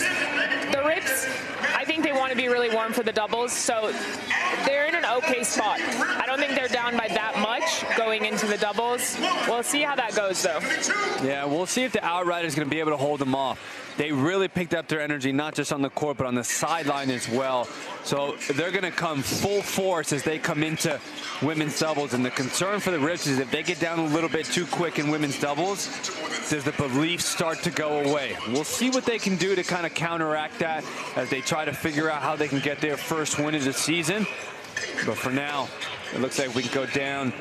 We have Corey Craig, who's getting ready to get courtside with Kelly Kroll, Craig had a really solid start to the night. He did, a very solid start. How did you feel about the men's bowls out there, Corey? Yeah, I mean, I felt really good. I know they have some good players. Noah's a tough player, doesn't really miss. But yeah, I'm very happy that we came through. I think we won both of them, not sure, but happy with Joao's performance and Tal at the very end. I mean, not getting much singles, but he played unreal, so it was very good. You're right. You squeezed that last one out by a point. But certainly, you talk about Noah. How did you make him start playing really your game? You kind of dictated that, even though you know what he has over there. Yeah. I mean, part of my game is trying to make people uncomfortable. You know, I'm a shorter lefty, so I need to use some of my tricks. And I'm glad that he was kind of hesitant, you know, like when guys go big and big, like it could get dangerous for me, but I feel comfortable rallying like deep down the middle. So I was happy with that. You should be, very. It was tremendous. Now, I saw Coach right there in the huddle kind of getting you guys ready for doubles. What was her message? Yeah, her message was to keep the energy up. You know, we're up, I don't know, 10, but you never know. Doubles can go very quick. They have some good doubles teams. I know the girls are really good, the guys, obviously. So yeah, we got to keep the energy up and make every point matter. All right, well, we're looking forward to it. Thank you. Best of luck. Thank you. Guys. A solid start for the Outriders. We have 5 players that are positive in their plus minus when they go on the court. They're going to look to continue that as we have women's doubles about to come up. After a short break, women's doubles.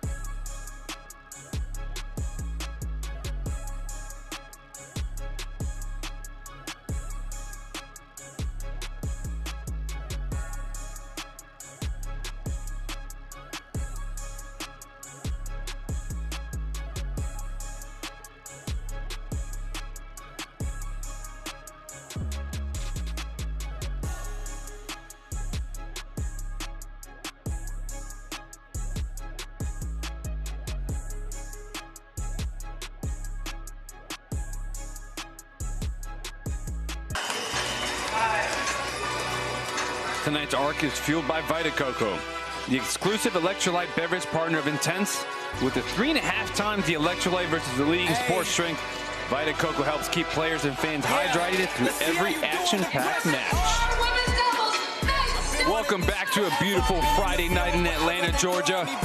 We got a big one going on right now. Rips versus Outriders. Outriders with a 9-point lead, but you can sense that the Rips are just going to make a huge push right now with Samantha Alicea, Aliona Bosova in for doubles. On the near side, the Outriders have Zoe Hammond in, and their superstar just solid across the board, Sofia Cabezas. And this is really a matchup of one crafty, one powerful on each side of the court, with Alicea and Hammond being able to cross a little bit more and put more power into the ball, while Cabezas and Bosova a little bit more crafty, probably more lobs, more angles. Bosova with the return deep. Cabezas going to go all the way back. Alicea with the +2 overhead. Cabezas slipped down to the ground. It's a big one right there for the Rips. And the Rips are going to want as many of those 2-pointers as possible. But what's most important is not looking for them too early in the point, is setting yourself up for them. I think that's a huge difference.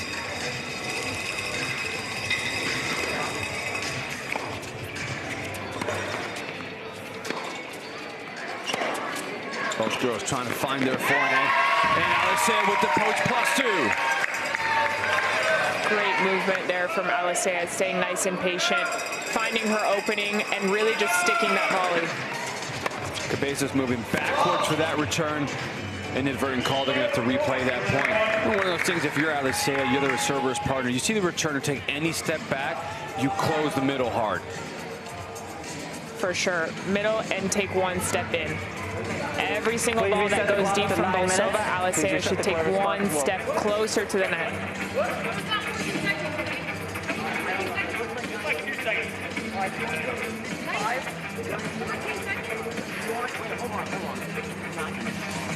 They're just getting the clock right here. They go set to replay that point. Rips are within 5, under 9 minutes left. We have men's doubles coming up after this. We will finish off with mixed doubles. Those last 2 bolts for the Rips have really been the most important ones that have let them down in their previous 2 arcs. We'll see if they can make a strong start in women's doubles to help them out as they get into that.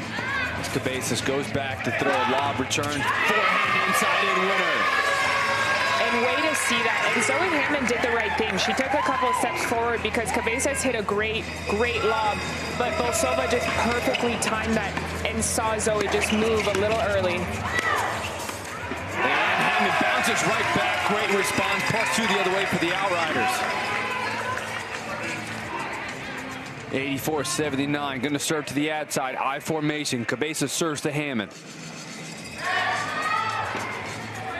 Signal ready. Miscommunication. Both looked confused there. And again, if the Rips keep going on these 2-point runs, 3 points away now from being tied. Sorry. 4 points now. Just did not line up her feet in time and then could not push up. Serves into the ground. Alicea trying to close there, could not get it. Bosova goes into the net, pushes it wide. That's where Hammond, the pressure she put, really smart job. And it's just so interesting, the amount of momentum shifts that we see from the Rips. They either play exceptionally well or not great. And that reflex going to be very difficult. You know, that natural instinct to get it back, but it's going to float up +2 for the Outriders.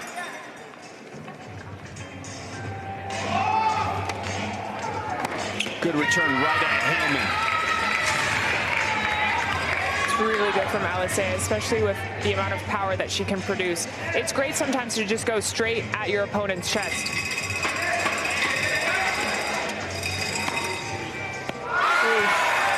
The vision there, unfortunately, let her down. Ball dropped in, +2 for the Outriders.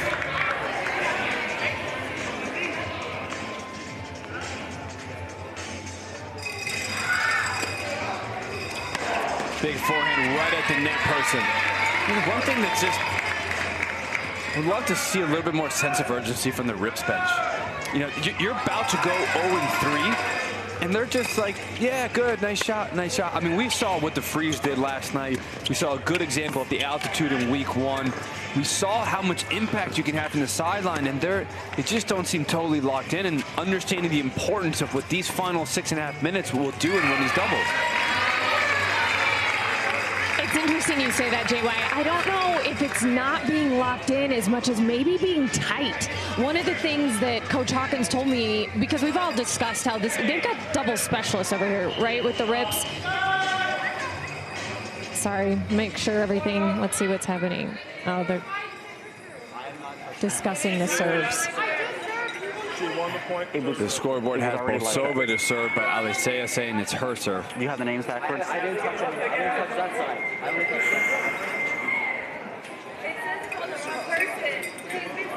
Alessia there, even just, you can hear her frustration. You had the wrong serve, man. So guys, I'll go back and storytell for a second while we're waiting on this, because in talking to Coach Hawkins, we discussed, right, this team is full of double specialists, and yet we really haven't seen that play out quite yet on the court.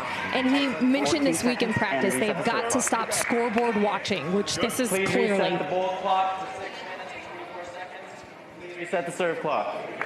Players ready? Play. Tough match to stop scoreboard watching in, right? But he goes, they have got to, instead of playing conservative in doubles, play loose, hunt the twos. And so I'm wondering if that sideline right now is just a little tight maybe, right? Once again, because they know this is going to come down to the doubles. But for me, I think that should have you have more energy. I think if you're tight, you gotta scream, you gotta shout, you gotta make some noise, right? Get that nervous energy out. Absolutely. And even if, you know, even if you're mad, like, just yell, just let it out. Bolsova serve out wide. Alessia with the overhead backhand. Far along there. I think both you all are right. I think when you're tight, that's exactly what you don't want to do. And what you need to do is exactly what you said, Maria. So I think both you all are right to see how the Rips can overcome this. Cabezas almost had a +2 down the line. It's getting a little bit quiet, a little bit dull. If there's a team that can really pick it up, and then see, I think Coach O'Connell sensing something here, wants to bring her team together and try to lift them up.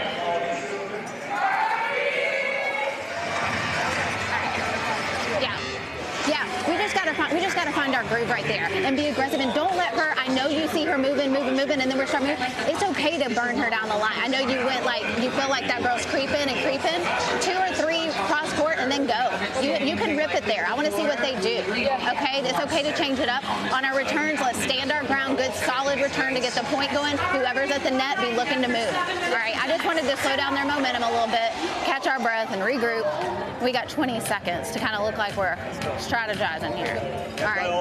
Yeah. All right, you got this. You got this.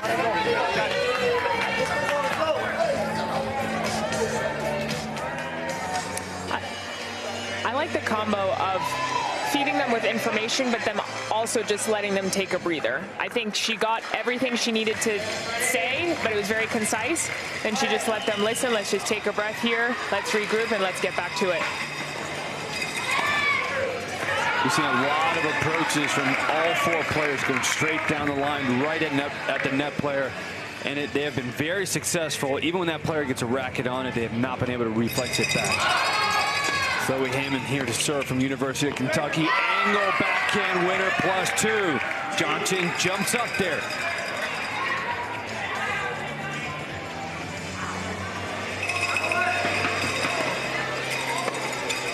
Cabezas, good return deep. Hammond with the post +2 the other way. How many times have we seen the Outriders respond to a +2 from the Rips and get one the other way?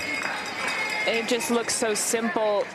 In theory, it is simple. Just hit a deep return and then the net player moves. Obviously, it's so hard to do, but when the Outriders are able to execute that, oh, it's so good.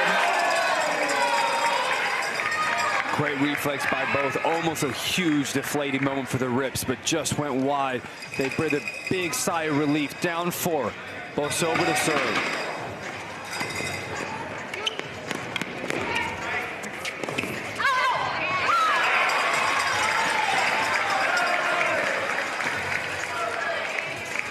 Just really consistent energy here from the Outriders, no matter what. Even if it gets a little closer in score or if they're up. They're always their energy. I think there's just too much fluctuation from the Rips in energy. Big inside and winner and a big roar to her Rips teammate within 3.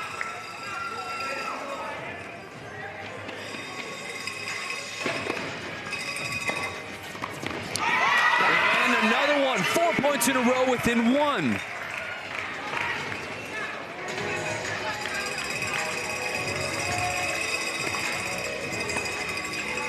And especially from what Kelly said, like if they're 2-point hunting, you gotta move. You gotta move right off that first ball if you're the Rips.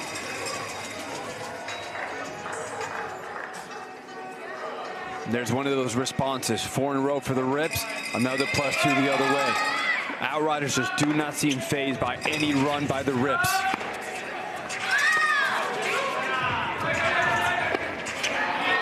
She did have the opening. That is high risk back behind the baseline falling away. But if she made it, it would have been an easy +2, just a difficult shot to handle. And the Rips are going to call a timeout, even though they've done a good job to bring it to within 4. Time. Just take it, even if it's a bad one. Right down the middle court. Right down, we don't need to go. When we back up, we put pressure on ourselves to make something crazy. All right? And the other side is when they do come in, they're both short. Not Zoe. Lob the short girl. Hit a good Thompson lob and get back in. You're doing great. You're ripping the ball. You're moving up the net. We're right there. You're right there. Come on, come on. Don't forget, it's a simple play. Let's manage this. We got this. Stay aggressive. Stay loose. Don't look at the score. Come on, come on.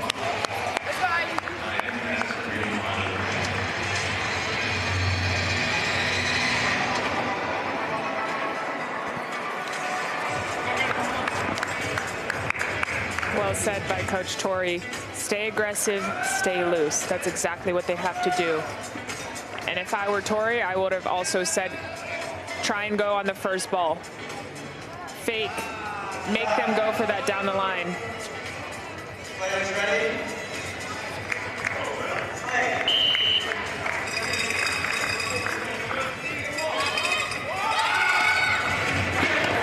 Cabeza serves to Bolsova. Hammond ready. Alisea is as well. Down the line rally. Bolsova's going to get there. Lob it up to Hammond. Big overhead right at the feet of Sammy. Cabezas has just been using the depth of her ball so well from the baseline. I mean, look at that. That's a tough angle to find and just sets it up so well for Zoe Hammond. Goes down the line. Bolsova's ready. Goes right back out and tries to force it. Even though the Outriders are down by 4, this ball, they're up 23-18 and cut the deficit by 5. Faults like that aren't going to help, even though Bolsova has been serving much better. She has 8 on the night. It's exactly what you do not want in a moment like this.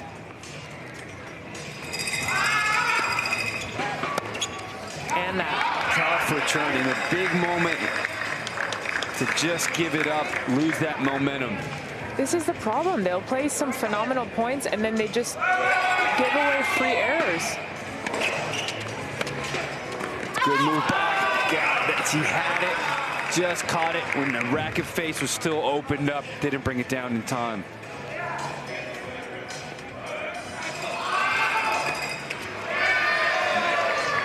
Hammond, even though she's been really struggling this season with a 30% fault rate, doing a much better job. Only 2 tonight. I think her team will be happy so far. Good lob on the line. Alisea lob right back, but that's going to be really short. That's an easy +2 winner for the Outriders. They are back to within by being up by 8. So we come up in the final minute of women's doubles before men's doubles come up next.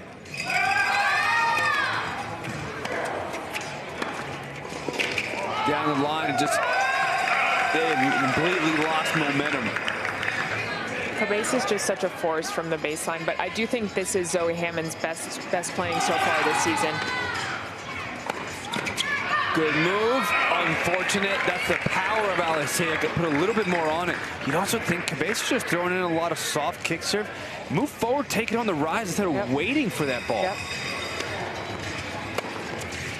I think Sammy can go for that. Another down the line opportunity. I just think Sammy is just a little bit stuck, doesn't know where to go. Tried to poach a few times. She's not been successful, starting to doubt herself a little bit. Cabezas with the lob is not going to go wide significantly. Final 15 seconds.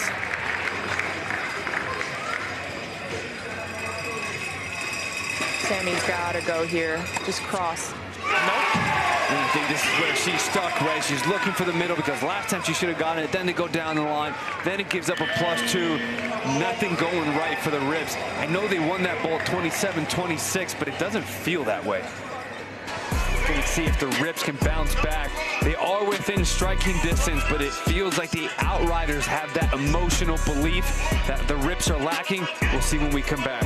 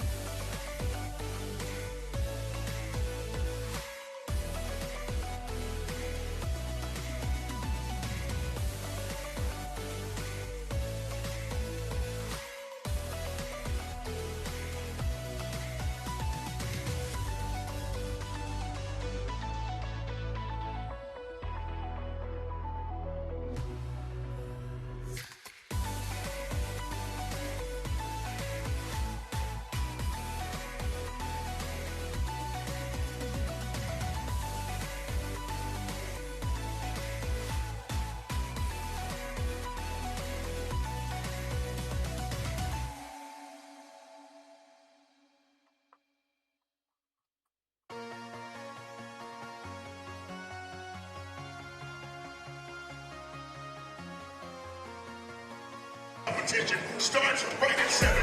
Intense tennis. Welcome back inside the Intense Arena. The Outriders have a 107-99 lead, and we have had Pulse partner Trey Boston in tonight, having a lot of fun on the sideline. All right, we're here with your girl, Misha, in the building. All right, anytime you got a nickname from the crowd and you ain't playing, I know you like that. Hey, what brought you here today? I wanted to see my competition, you know, because when I audition, I'm beating everybody on this. I like it. Hey, so, as a tennis player, what do you like about the intense format? I like how I could cheer while they're playing, because I'm very intense on the sidelines. I'm screaming. I can see it in you. One point at a time. I like to say 1 point at a time. Come on. And I like the work that they do. Hey, listen, y'all better give it up for your girl, Misha. Hey, listen, murder me. Hey, she got a whole fan. Hey, listen, when you got the fan like that, man, we got to see what she about, man. Let's get going. Trey Boston having a lot of fun, and so are the Outriders as they have a 109-100 lead.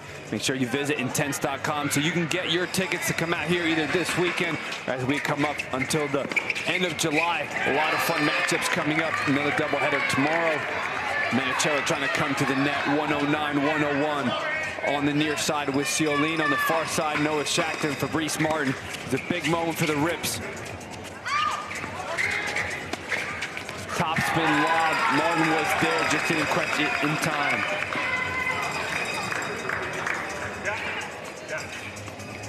Martin's such a decorated doubles player. I look forward to seeing him moving a lot in this doubles. He's been up to 18 in the world, but if Schachter's doing that, Martin doesn't even have to hit a ball.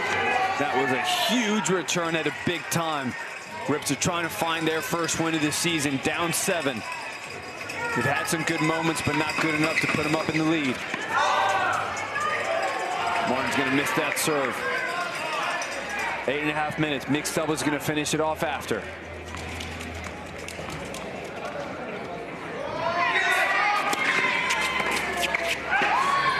Martin catches Manicello, trying to catch that middle.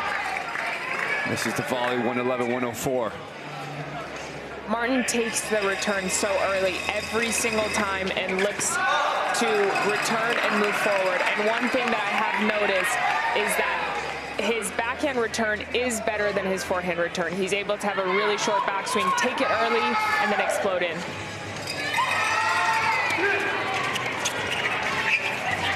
Ball coming forward, Shachter. Oh! The towel! +2 for the Outriders. The reflex is the big man. He's ready for the showtime. Look at that. Wow. Ciolin ready as well. Lob goes over his head. Both Rips at the net. Had it. Good look. Just not good enough.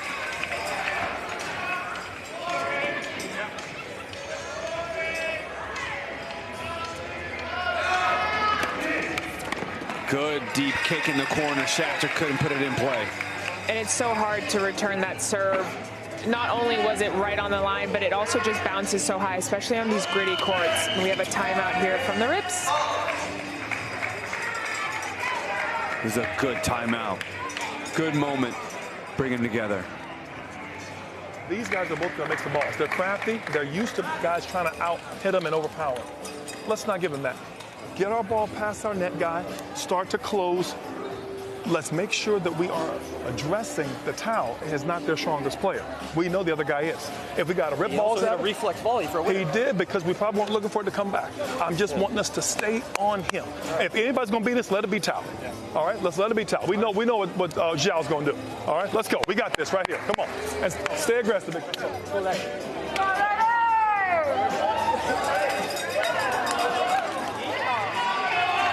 What do you think about that from Coach Hawkins and Noah?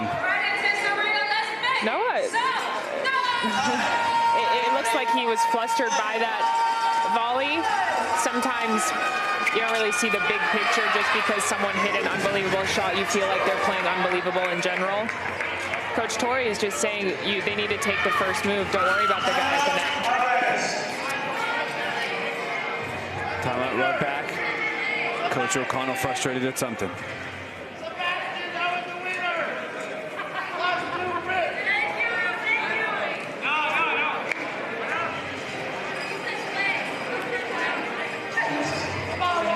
Take a quick look at this. Kelly, could you hear anything at all about what she might have been frustrated about? So Coach O'Connell felt like the scoreboard once again had the wrong servers on the wrong side, and it's something that's been a theme throughout the night, so I'm not sure if it's not being input right, you know, information-wise, or maybe it's just not updating. This could be just technology, guys, which we all know can be super frustrating. And tonight it has caused a few problems, but that right now is what Coach O'Connell wants them to go back and look who's supposed to be serving and from what side. So I'll let you know if I get any clarity on that. We got a lot of people working on it over here.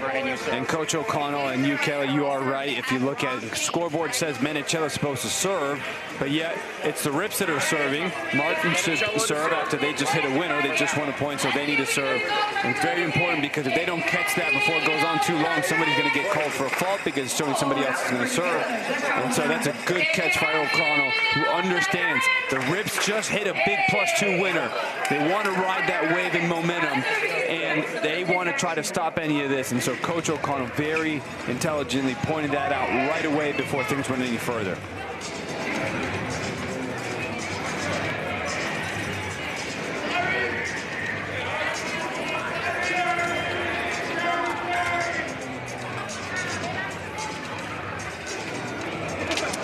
One thing I am noticing here is that Outriders Dub's team is moving this entire time, and they're having energy even in this little momentum shift. Wow. Noah Schachter looks like he's complaining about something. Fabrice Martin is a little low energy. I think that's making a difference. And it's 106, not 108. It's 106. The point was that. This is the correct score, right? Yes. Yeah, but I'm serving. I just hit it. Yeah, you get the winner. We're going to update. Yeah, but I get the serve too. I wonder if this is a technology thing, because it does seem simple. They're not serving. Yes, but I'm not sure though why Rips are arguing, because I think it's pretty clear what needs to happen. It's just a technology issue, so I don't think that it is not negatively impacting the Rips at all. All right, scoreboard updated. Martin ready to serve. Rips are ready to roll. Down by 10. After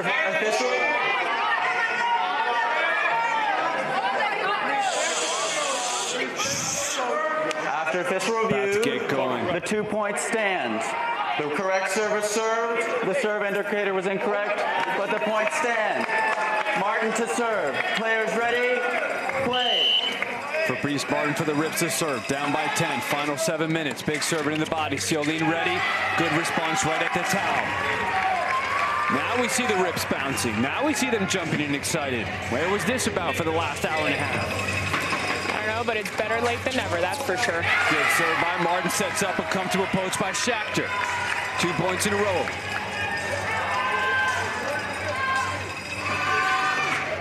Another good body serve. 3 points in a row. And Fabrice has definitely increased his serving pace right now, it seems like, and he's serving deep in the box, so it does make it very difficult to return, and specifically to return deep. Another great body serve. Martin closes well, 4 points in a row. He's moving fast. He knows he's getting it close. There's a good combination with Martin serving, Schachter at the poach. Martin has one of the most difficult serves to return against in doubles. And he sets up another +2. They've now got 6 points in a row. Quick timeout by the Outriders and Coach O'Connell as Schachter lets out a roar. Big +2 right here. The mix-up, they're expecting the body serve. Floats up to return. We're attacking the return and looking to get in. We're looking to move. I mean, we just got to slow them down a little bit. They just reeled off a couple points right there and just want to kind of take our time and use this whole 38 seconds here to get us back into it. Okay? Yeah. After you see his return go past, you move in. Keep looking. Go, Riders! We didn't look for him, but it happened. You see what I'm saying? Don't think, keep playing. Let's go. I love the calmness, Coach O'Connell, but she's so calm. She is, and I think she has been calm this entire season and today's arc specifically, and she's definitely learned how to manage the momentum shifts and try to use those momentum shifts that are here and available for these coaches at Intense. But I mean, talk about a momentum shift. This is incredible, and this is just unbelievable serving from Fabrice Martin. 10 points in a row by the Rips.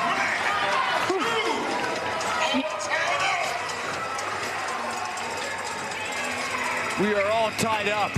Martin goes back again. Schachter ready. Xiaolin overpowers it long. Rips have retaken the lead. They are up by 1. This is the type of doubles that we've been waiting for all season from them. This is what they can do. This is what they're capable of.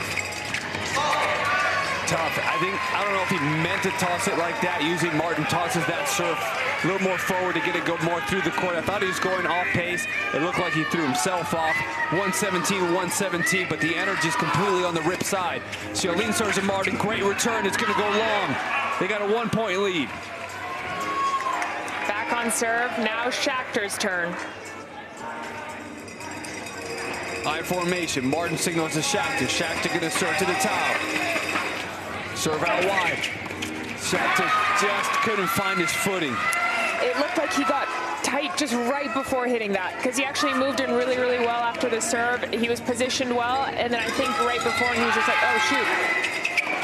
Then until the back, right at Xiaolin. Xiaolin can't get out of the way, but reflexes well. Good lob. They're going to come to the net.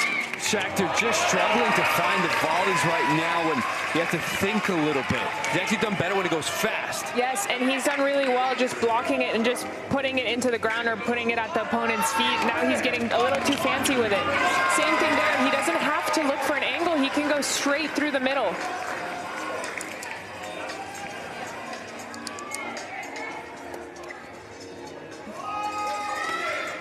Kick to the backhand, missed return. 3-point lead for the Outriders. The Rips had the 1-point lead. They had won 10 points in a row. They were off the bench. Outriders done an incredible job responding all night. They're back up by 3. Menechella serves to Schachter off the net. In play, and Martin tries to go for the inside-out drop shot off the top. And I think that was just such a difficult volley to hit. I think he should have let that one drop and then just really take a cut at it. Big return, good response. Trying to go fast. Schachter signals, I formation. Better serve this time, and then just, they're going to have to replay that point. And again, the difficulty of that. Just a lot of these calls have not gone the Rips' way. Schachter thinking he had that +2 volley opportunity. Can they repeat it? Can they keep it together? They fought back the whole night. 3 minutes remaining before mixed doubles. I formation one more time. And now is not the time to overthink it or think at all. Like Coach Tori Hawkins said, just play, don't think. Good, he's ready. No, once again, they were in good position. They're going to have to replay the point. It's been a tough night for the technology team. I can understand the frustration for the Coach Hawkins. The interesting part is, I mean, it's just total luck, but, you know, you haven't seen the Outriders have to go through anything like that. No. It's always been the really rips. So it's just technology, so technology has no bias, but that's tough. The patience and everything the rips are having to go through to try to get their first win, it's tough, but they're battling hard. And it's been that way the whole season, too.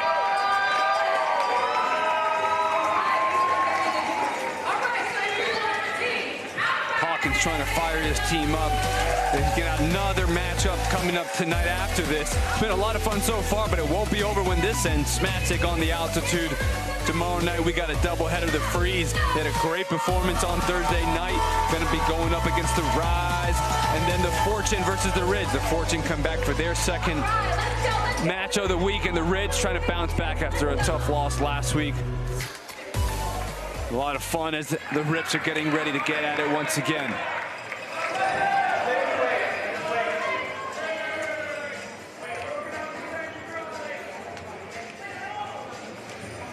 Still not ready to play. Just waiting for this timeout to get back in as they're getting everything settled. Outriders 122, 119. Jal Sholin, Stefan Minichella have been playing the entire time for doubles. Shachter and Martin also have been playing the entire time. It's been a straight up matchup. I wouldn't be surprised if they go all 10 minutes for this. Martin looks like he's trying to keep his shoulder warm, keep serving the way he's been serving, because that's why they've racked up so many points in this specific bolt. They're winning this bolt. And this is where they've struggled in the 6th and 7th bolts. The last 20 minutes of each arc that they've played has been absolutely crucial.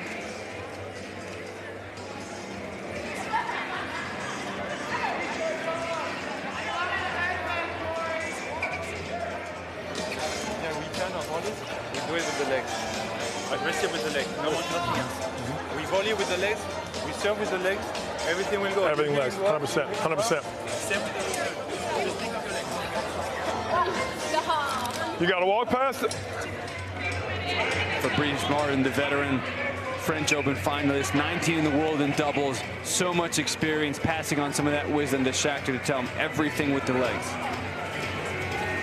Well said. And when you have a partner like that, of that caliber, it really inspires you. And I hope that Noah can get inspired by that, because it feels good when you get advice from a player like that. 122, 119. Martin ready to serve. I formation. The towel ready.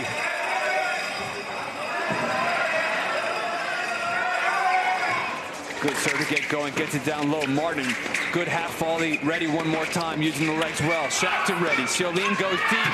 Point for the Rips. Great legs from both players there. Martin trying to rush it here. Martin wants to see that sign one more time. Deep into the body off the net. Shachter ready, goes angle cross. Martin ready, reads it well. Sholin missing so many of these quick reflexes, and these ground tricks are going long. Rips within 1, 2.5 minutes. Good kick out wide. We've seen body, body, body. Mixes up to go wide. We are tied one more time. The Rips keep answering. Big serve, even ready. Outriders one more time. Wow. Just when you think the Rips are just rolling and Outriders might fall away for a little while longer, they too have responded. A great matchup tonight. Both teams playing great. And there you go with Shachter. This is the tennis we've been waiting to see, JY. Rips up by 1. Shachter to serve, high formation. Kick out wide, Shachter ready, reflex over. And just a touch. Still now, we're tied up again. Wait for Noah to be there and just get his hands on that racket, but I like how Siolin's really close to the net, trying to take it before they do. Martin gets caught right off the top of the net. Outriders retake the lead by 1, minute and a half. Mixed doubles is going to determine this when we come back after. But for now, men's doubles and a foot fault call. And that's the first time that something has gone wrong for the Outriders and actually gone in the Rips' way, and they are celebrating. That could not have come at a better time. They've been fighting so hard, waiting for their moment. That could give them that little extra belief that things are starting to go their way. Martin comes in, angle volley, Charlene is ready. Big at Schachter, misses it. Outriders 1-point lead. Final minute of men's doubles.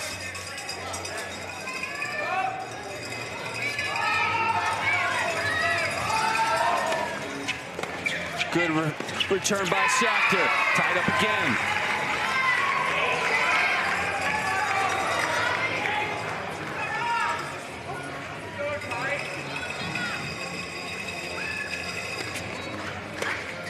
Schachter electing to stay back this time. Charlene goes down the line, misses it wide. Rips by 1. Interesting changeup. Schachter usually serves in volleys. Stayed back. Great adjustment when you're not volleying well. And when they see that the Outriders are going down the line a lot now just to keep them honest, but they're changing up their tactics and staying back so that they have the time to take that if they need to.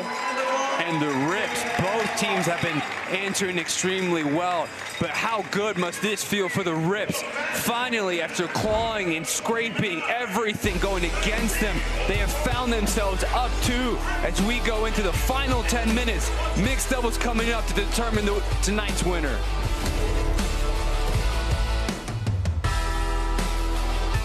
Oh gosh, I don't want to share that. This might take a minute. Give me 5 seconds. Gotta start over. I don't even know what this is. It's a wave, a guy riding a tennis racket. Don't get your hopes up. Better artwork can be done, but screaming, come on. Imagine a fiery inferno.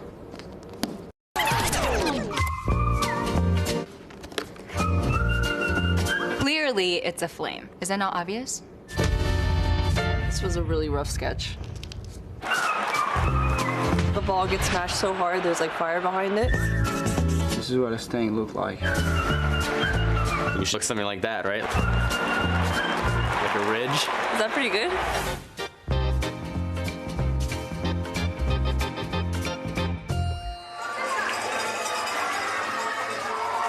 And we are back inside the Intense Arena. What a great night it's been so far. A lot of great storylines for both teams. Outriders trying to win 2 in a row. The Rips trying to get their first win of the season. 128-126. Rips up by 2 to see if they can get their first win. Maria, they have been responding so well tonight. And how good must it feel to go in actually with the momentum on their side and to actually be up. And they just need to keep that going. And I feel like they've unlocked a new gear here that maybe they didn't even know that they had.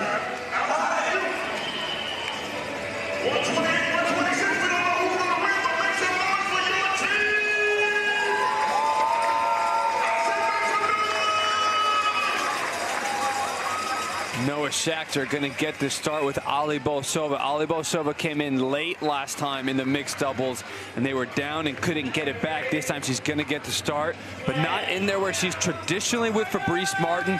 Fabrice Martin, I would say, has actually been the better player of the 2 between Schachter and Martin, but I think it's a little bit of a rest to get him back in. But Cabezas, great reflex there. Both rips at the net. Charlene rips down the line.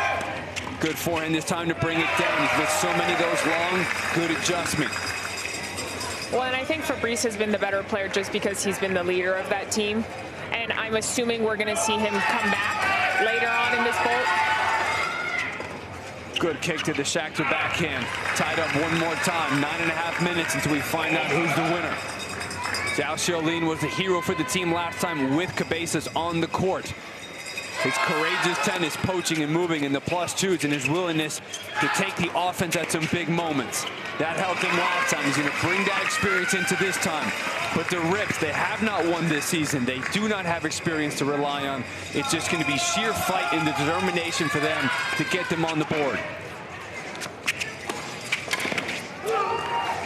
Cabezas ready, Bolsova there, all four at the net, reflex inside out, just wide. You know, and I think that they should put Fabrice back in sooner rather than later, because it's going to be very hard for them if they're in a deficit to bring this back with not a lot of time on the clock. So I think Fabrice should come in, and nothing against Noah because he's actually played really well tonight. Just the serve of Fabrice has been so beneficial. Wow. And especially when you're the Rips, you have 2 timeouts that you can still use. Yes. There are 3 on the board, but you can only use 2 in one single bolt. They had the timeout to help them maintain that energy all the way through. We'll see how they handle it. They're down 1, Cabezas with the lob. Tied up one more time, 8 minutes.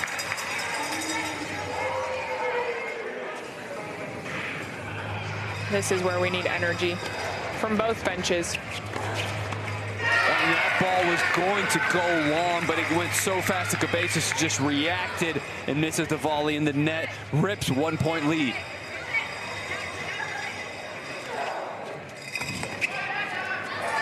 Cabezas saw Schachter moving, tried to go down the line, changed their mind too late.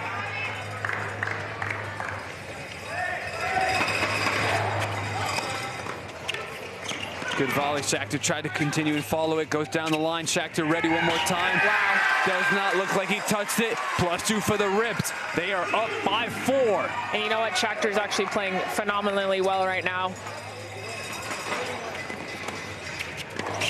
Wow, and so is Aliona. The way that her base is so low and she's using her legs so well. And what Fabrice said about using their legs, every person on that team is now using their legs way better. Big forehand right out of. This is a sense of urgency where you were wondering when was it going to come. Yes. They got it, and they got a 5-point lead at the biggest moment of the night. This is what we've been waiting for, and it's so good to see that finally, because this is their potential. This is the players that they are. This is where they're supposed to shine in doubles. This is what they're built for. It's coming together. They're up 6 now. Outriders need a response with under 7 minutes. Big forehand, Ali Bolsova with the roar. Coach O'Connell's going to try to see if she can answer by putting Zoe Hammond in. Well, and I'm assuming Coach O'Connell is going to want to call a timeout soon now. She still has 2 left. Wow. A huge swing for the Rips. Like you said, when is she going to use those timeouts? If you're not going to do it now, what are you waiting for? The Rips are on fire. Another move. Well, and Bolsova and Schachter now 49 and 46 points for their team. And there is that timeout.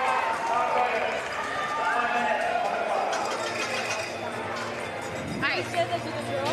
You like the pace better when you play like with it's worse for him. Yeah, and you know they're going to drill up every ball. You got to say, it's coming to me, and be ready to block, because that's what happened to her. It's like real quick, but you got to just block it back and don't go for too much. If that ball's flying out, let's let it fly out, unless it's one we know for sure we can do that 2-pointer on, because there's a few that are flying. All right, so just wanted to slow this down a little bit. We're good, guys. We're good. Let's go. Let's go.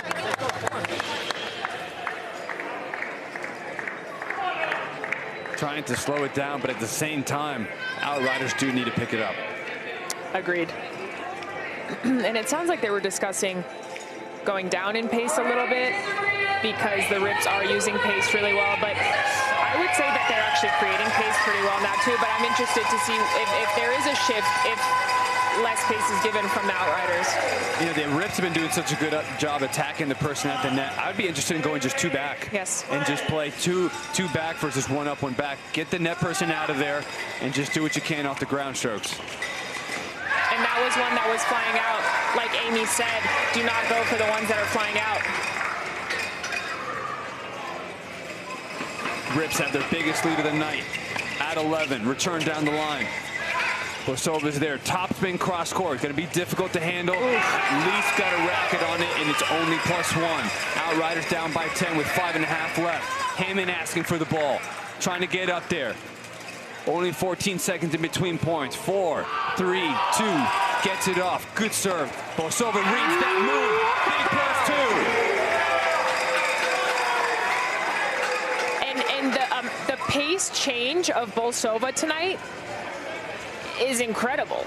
She's hitting the ball so much bigger on every shot. Look at the look on her face. She's determined to get the win tonight. Yes, and I don't think that miss is going to bother her whatsoever. I think she's full force.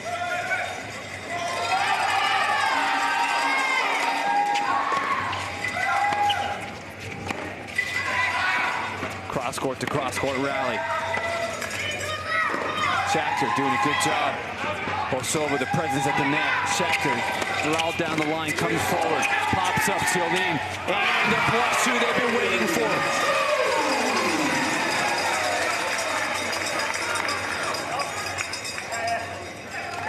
And the shift that we've seen in these two crucial bolts. Rips outscoring the Outriders right now by 20 points. So if they can keep this going, finally we're seeing what we've been looking for. And another timeout now from the Rips.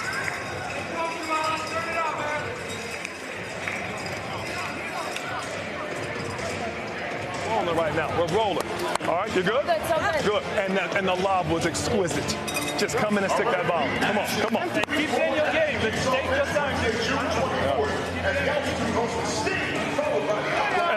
And let's make the girl beat us. And let's make the girl beat us. You know what I'm saying? Come on. Coming up next, we have the altitude that are getting ready to take the court versus the smash. Now Quién going away, warming up. They're going to look to bounce back after a tough loss. She had a great week 1 performance. Let's see if she can help her lead her team to victory. But the Outriders right now, Rips have all the momentum. Outriders won 3 points in a row after they were down by double digits. Got it to within 8, 4.5 minutes left. You can expect it with the coaching from Hawkins. They're going to target Hammond at the net right off this return.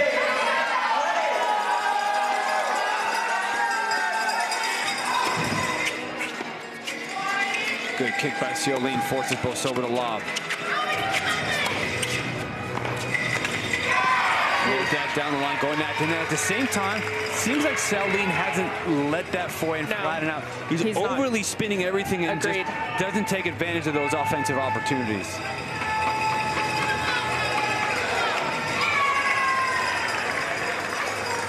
And yes, in doubles, his heavy ball can bounce off the ground, but it's more important the way that it flies through the air, because if he's hitting it too high over the net player has a lot of time to look for it on the Rips. The Rips need to make sure that they're not making too many mistakes here and they're not rushing it. I think they need to run down the clock as much as they can. Hammond, good serve to Schachter. 2 returns missed in the net by the Rips. Outriders within 6. They've come back before. They know that they can do this. The Rips have not won yet. For them, is the doubt going to creep into their mind, especially if they lose this point? Big return down the line, rising up to the occasion.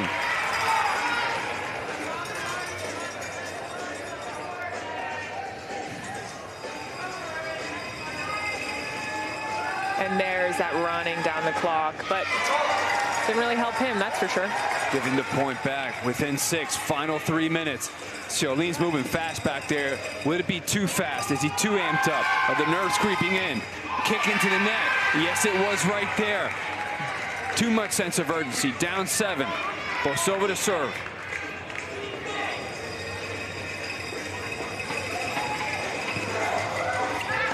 Hammond goes down the line. Goes high. Hammond right at her. Wow. Big shot and a big moment for Schachter and the Rips. Hammond had the offensive opportunity. Schachter one more time. 4 points in a row. And I love to see the confidence that Schachter has right now and kind of the swagger that he's working with. It's helping him play some good tennis, that's for sure. And then the Outriders kind of run out of options. They're spraying a few mistakes here.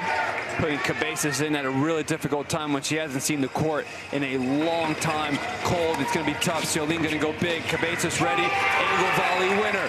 2 minutes remaining. They're down by 10. Can Ciolin play heroics one more time? He's close to the net. You know he's going to hug the middle and look to poach. Bosova goes right out of it, sensing that. Down the line rally. I think Schachter could have taken that ball maybe. Bosova covers the lob. Cabezas finds her forehand. Both are going forward. Big one right at the Outriders, but that took a lot of time off the clock. 1.5 minutes remaining. If you're Ciolin, you have to poach. You got to take the chance. He does poach. He gets there with the touch. Only +1. Down by 8. If you're Charlene, you go fake and cover the middle. Oh, he went full out. Bosova's so big, I don't know if it would have mattered if Charlene faked and stayed. Big shot in a big moment one more time by the Rips. The way that Bolsova has been returning that down the line has just been incredible. Final minute. And the Outriders do look defeated in this moment. They've had so many answers, but the Rips having to overcome so many momentum shifts. So many times that they were down. They stayed with it, and they find themselves in a winning moment, 45 seconds. Charlene gonna play quick. Big one more time. Just long. And Bolsova's gonna run down this clock as much as she can. These final 30 seconds, the Rips are gonna be very happy with this one. And he's gonna take this one as quick as he can, but I don't think that there's enough time on this clock. There's not under. Wow. And Schachter, that is more a celebration of just happiness. Serve in here. Yep, he's gonna have to serve it. And I bet we're gonna see an explosion here from Team Rise. Wow. And they finally do it. It's only week 3, but how hard they had to fight the whole night. Getting into that position, that is a big-time celebration and a big-time moment as we get to look at tonight's prize money powered by Payment Labs, where they get $9,000 on top of that. What a fun night, Maria. And I'm so happy for them because they have gone through so much this season and they've had some tough losses. So I'm happy that they got the win, but Outriders still a very strong team, still have played super well, JY. Yeah, a great moment. Outriders will have to bounce back. Both of these teams are going to be 1 and 2. The Rips definitely feeling better. That's it for us right now, but when we come back, we got another great matchup coming up shortly.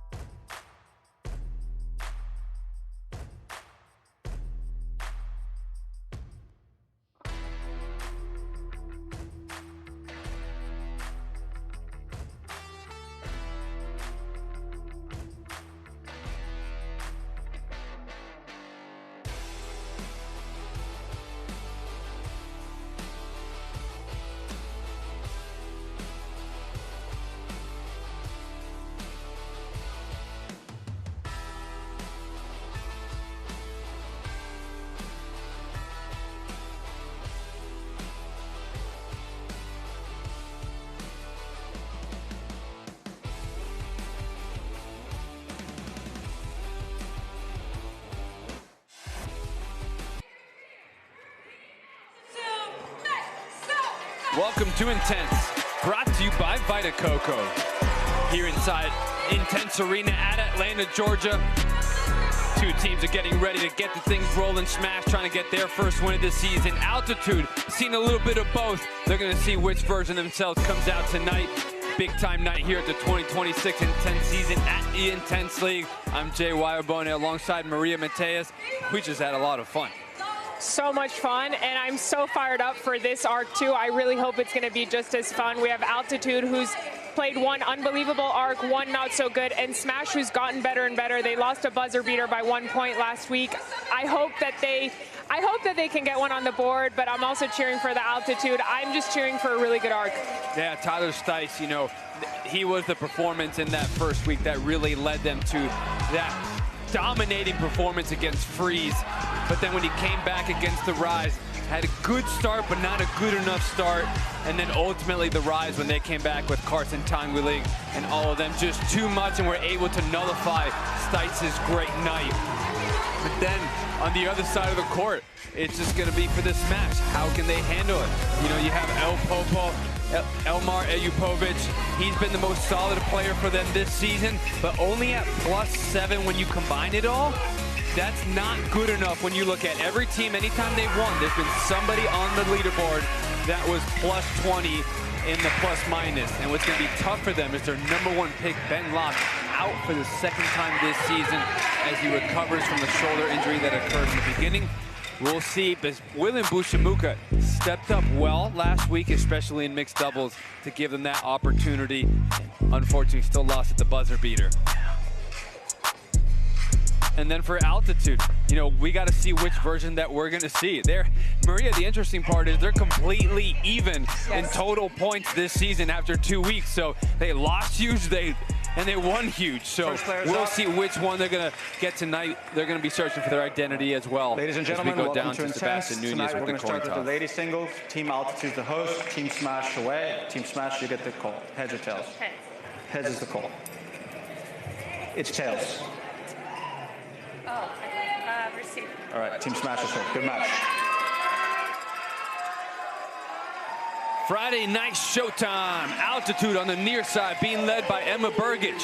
On the far side, Stanislava Bobrikonova, University of North Alabama superstar, getting the start tonight for the smash, when in the past has been Adriana Remy, Delana Hewitt. And this time, they go down the lineup, and Stas gets the start. That surprises me, I'm not gonna lie, JY. Especially when you start like that, probably not ideal. I don't blame Sophia though. You go 0-2. Yeah. Let's try something up. Yeah. Let's try something different. Let's just go with somebody who proves that they can do something, as we have the first of 2 10-minute women's singles bolts, men's singles following after, then doubles to finish. And it could have just been a matchup tactic, because Emma Burgich is such a grinder and makes so many balls. You know, maybe a Delana Hewitt would have been a little bit too impatient, but at the same time, if Delana Hewitt connects, it's actually a great matchup with Emma Burgich. So we'll see how Stas does here. And the key factor for Burgich is going to be that serve. In week 1, racked up 16 faults, had to overcome it with an insane efficiency on the baseline, but that's not sustainable over the long term. As Stas is going to find out, that's going to be her second fault of the night. If you win 1 point, it counts as 1 point. If you hit a clean winner, it counts as 2 points. 14 seconds in between points, and as you can see with this 1 serve and 1 toss rule, you don't find that spin early, it can get away from you, and it's tough. As Marcelo gives a little bit of smile to Burgich and said, it's okay, you'll work through it, I trust you. Well, and Emma starting out hitting bigger than she normally does. Her serve has improved so much in pace, but I think she's actually maybe going for a little bit too much, where I'd like to see just a little bit of pace taken off and more spin starting out, so she can get into those baseline rallies, because that's where she thrives.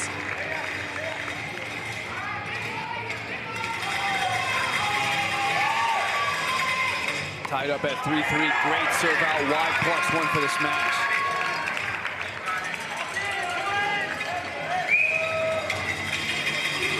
Toss going a little too far forward, but handles it well.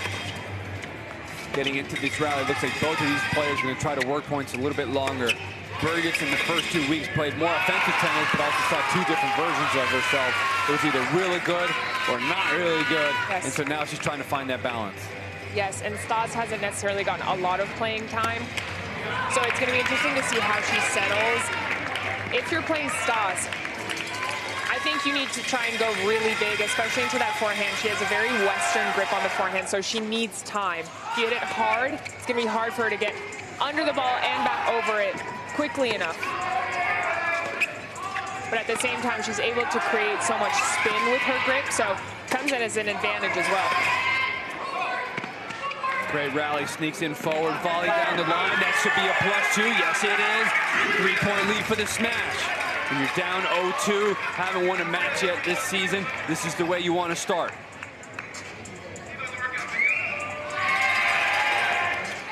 Never mind. I do love that sneak in, though, by Stas. That's exactly the way to play it. You take your opponent out wide, You sneak in, just there too. Yeah, see, she was looking to look forward. That's great. Showing why she's the most decorated player to come out of University of North Alabama. That's why she got the start tonight. Only one toss, she has to chase it. I'll say she did a pretty darn good job of almost getting that in. Almost had to call a chiropractor for her back. And Burgage goes for the quick serve drop shot, comes into the net. +2 for altitude, they have tied it up. And something that tremendously sticks out for altitude is their energy. I don't know if this is a hot take, JY. You can contradict me here. I think they have the best energy out of any team in the league. They do have the best energy, but it didn't translate to the best level last week. Yeah, I agree. But if they can maintain it, that's one of those things, if you can keep it over a long period of time, that should generate more success than not. Agreed. Good heavy ball. Great heavy ball back. +2 for the altitude and a big come on early. And that's why Mamacita, Super Mama over there, is so dangerous, because she can hit that heavy ball and then sneak from defense to offense so quickly within 2 balls. Makes her such a dangerous player. Burgess with the drop shot. Stas will get there. +2 the other way for the smash. 11-11, both players getting off to great starts. And the smash have a big sense of urgency, going to try to get up big. And Stas could have almost quick served that. Here at Intense, you can serve as quickly as you want. You don't have to wait for the returner. And she actually had a chance there, because Burgess dropped her racket, had to pick it up.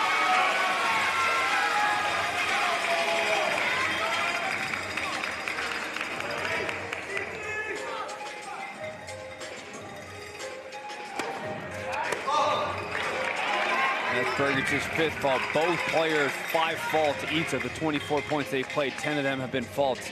Gonna try to get that together. Those faults can be a real momentum killer. Burgage playing with a lot more spin tonight than she has in the other night. She's been going a lot flatter through the court. Now using a little bit more patience, heavy topspin to work the points. Coach Ferreira was preaching amongst his team. Just because you're at Intense, don't change your game style. Yes. Play your style, and that's where you'll play your best regardless of the rules. And that's where we've seen teams improve, because at the beginning, all the teams come out, rightfully so, a little overwhelmed with the new rules. But once they realize, hey, at the end of the day, I just need to play tennis, and then you'll end up benefiting from the rules, that's when they've been doing a lot better. We'll see the first substitution of the night. It's going to be on the altitude team. Malkia Ngonoue in. She's another one that had just a superstar of a week 1, but then was just a killer when it came down to week 2, going from +18 to -20. Talk about a difference in 2 versions. And I think it's because her game is so explosive and so powerful. We see her moving into the net a lot. We see her even hitting some shots that you don't even realize can possibly be hit. But sometimes they don't connect. Funky shot there. It looked like it almost skidded. Delana Hewitt is now in. Interesting matchup here. Very big hitters. Good serve. Malkia has one of the best kick serves in women's tennis. Uses that extremely well. She's going to calmly line up to serve one more time. This altitude of a 4-point lead.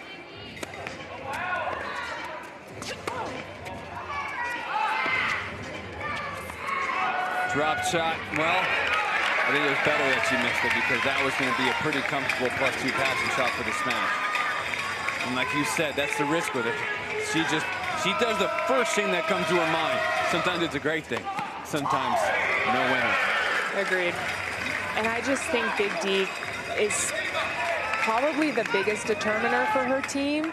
Because if she plays good tennis, she can rack up so many points. But if she plays bad tennis, she can also lose so many points. And that's when the substitution comes in, of course. But I'd like to see her potential come out a little bit more tonight. I know we have much better tennis from her like that. Exactly what we've been looking for.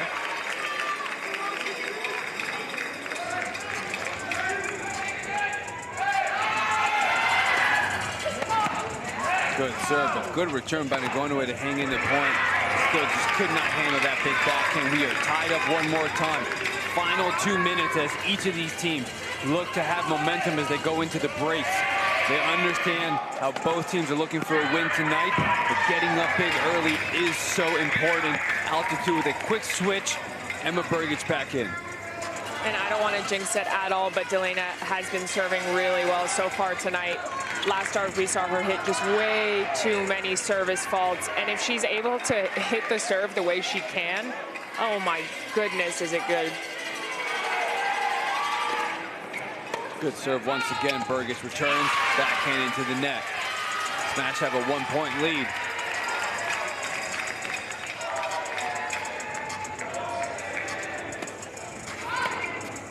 Brgic did a good job finding the spin there. Ball in the middle of the court. Hewitt will always take that offensive opportunity, but similar to what we saw last week, getting two under the ball and struggling to spin it back down.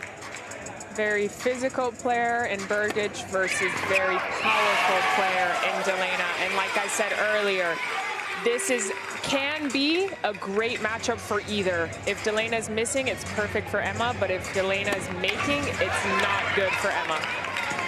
If you look at that fault, and you look at the previous serve that Brgic made, I know she made it, I know she won the point. There's literally no margin on that serve. No. There's no room for error. It's a difficult position to be in when you're trying to execute a shot. As you lined up a backhand winner down the line. Smash with a 2-point lead. 30 seconds remaining in this first women's singles bowl. Another good serve out wide, 3-point lead. Good energy coming from the Smash sideline. They're seeing some good tennis playing to get started at a big night. Good backhand. Brgic tries to defend. 4 points in a row for the Smash. Coach The Sophia final point. is saying stop, stop, but it looks like she wanted another one, and she got it. She got it in a great rhythm. And it's one of the things that she does well. In short spurts, she can play some great tennis. I think this is actually really good for her to have that stoppage of play. They got a 5-point lead. Smash trying to put up their first win of the season. We'll come back to see if they can follow it up in their second women's singles bowl.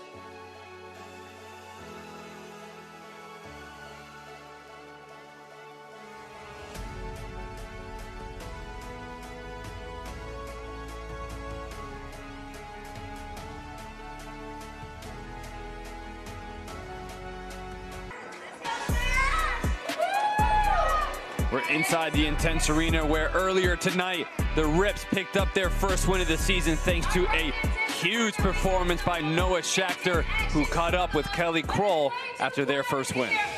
Well, my goodness, first win of the season, Noah, that had to feel amazing, especially how satisfying after all that you had to go through in this arc. Yeah, I feel like it was a little personal for me because I feel like we got cheated out of some points early on, but it actually fueled me, and I feel like, especially in doubles, I was able to hit a few 2-pointers, and then Fab and Ali helped me out and served unbelievable. And sorry, I lost my voice, but yeah, it was good. Yeah. Definitely very happy. It was an emotional night. So many things going against them. Had to fight through it. And they were down for so long when they finally retook the lead at the very end. They just powered right through. Outriders couldn't handle. The Smash now have their turn to try to get their first win of the season. Delaney Hewitt up against Malkia Nagonaway. Nagonaway brings her in. Volley back. +2 altitude. Always a good day, JY, when you lose your voice out of excitement and out of getting a win. Absolutely. The Altitude are very good at doing that. They're going to bring all the energy all the way through. No one has been able to match their energy. They've been able to match their tennis, but the energy, they are the leaders in that, as Hewitt's going to serve up a 4-point lead. 5 now for the Smash.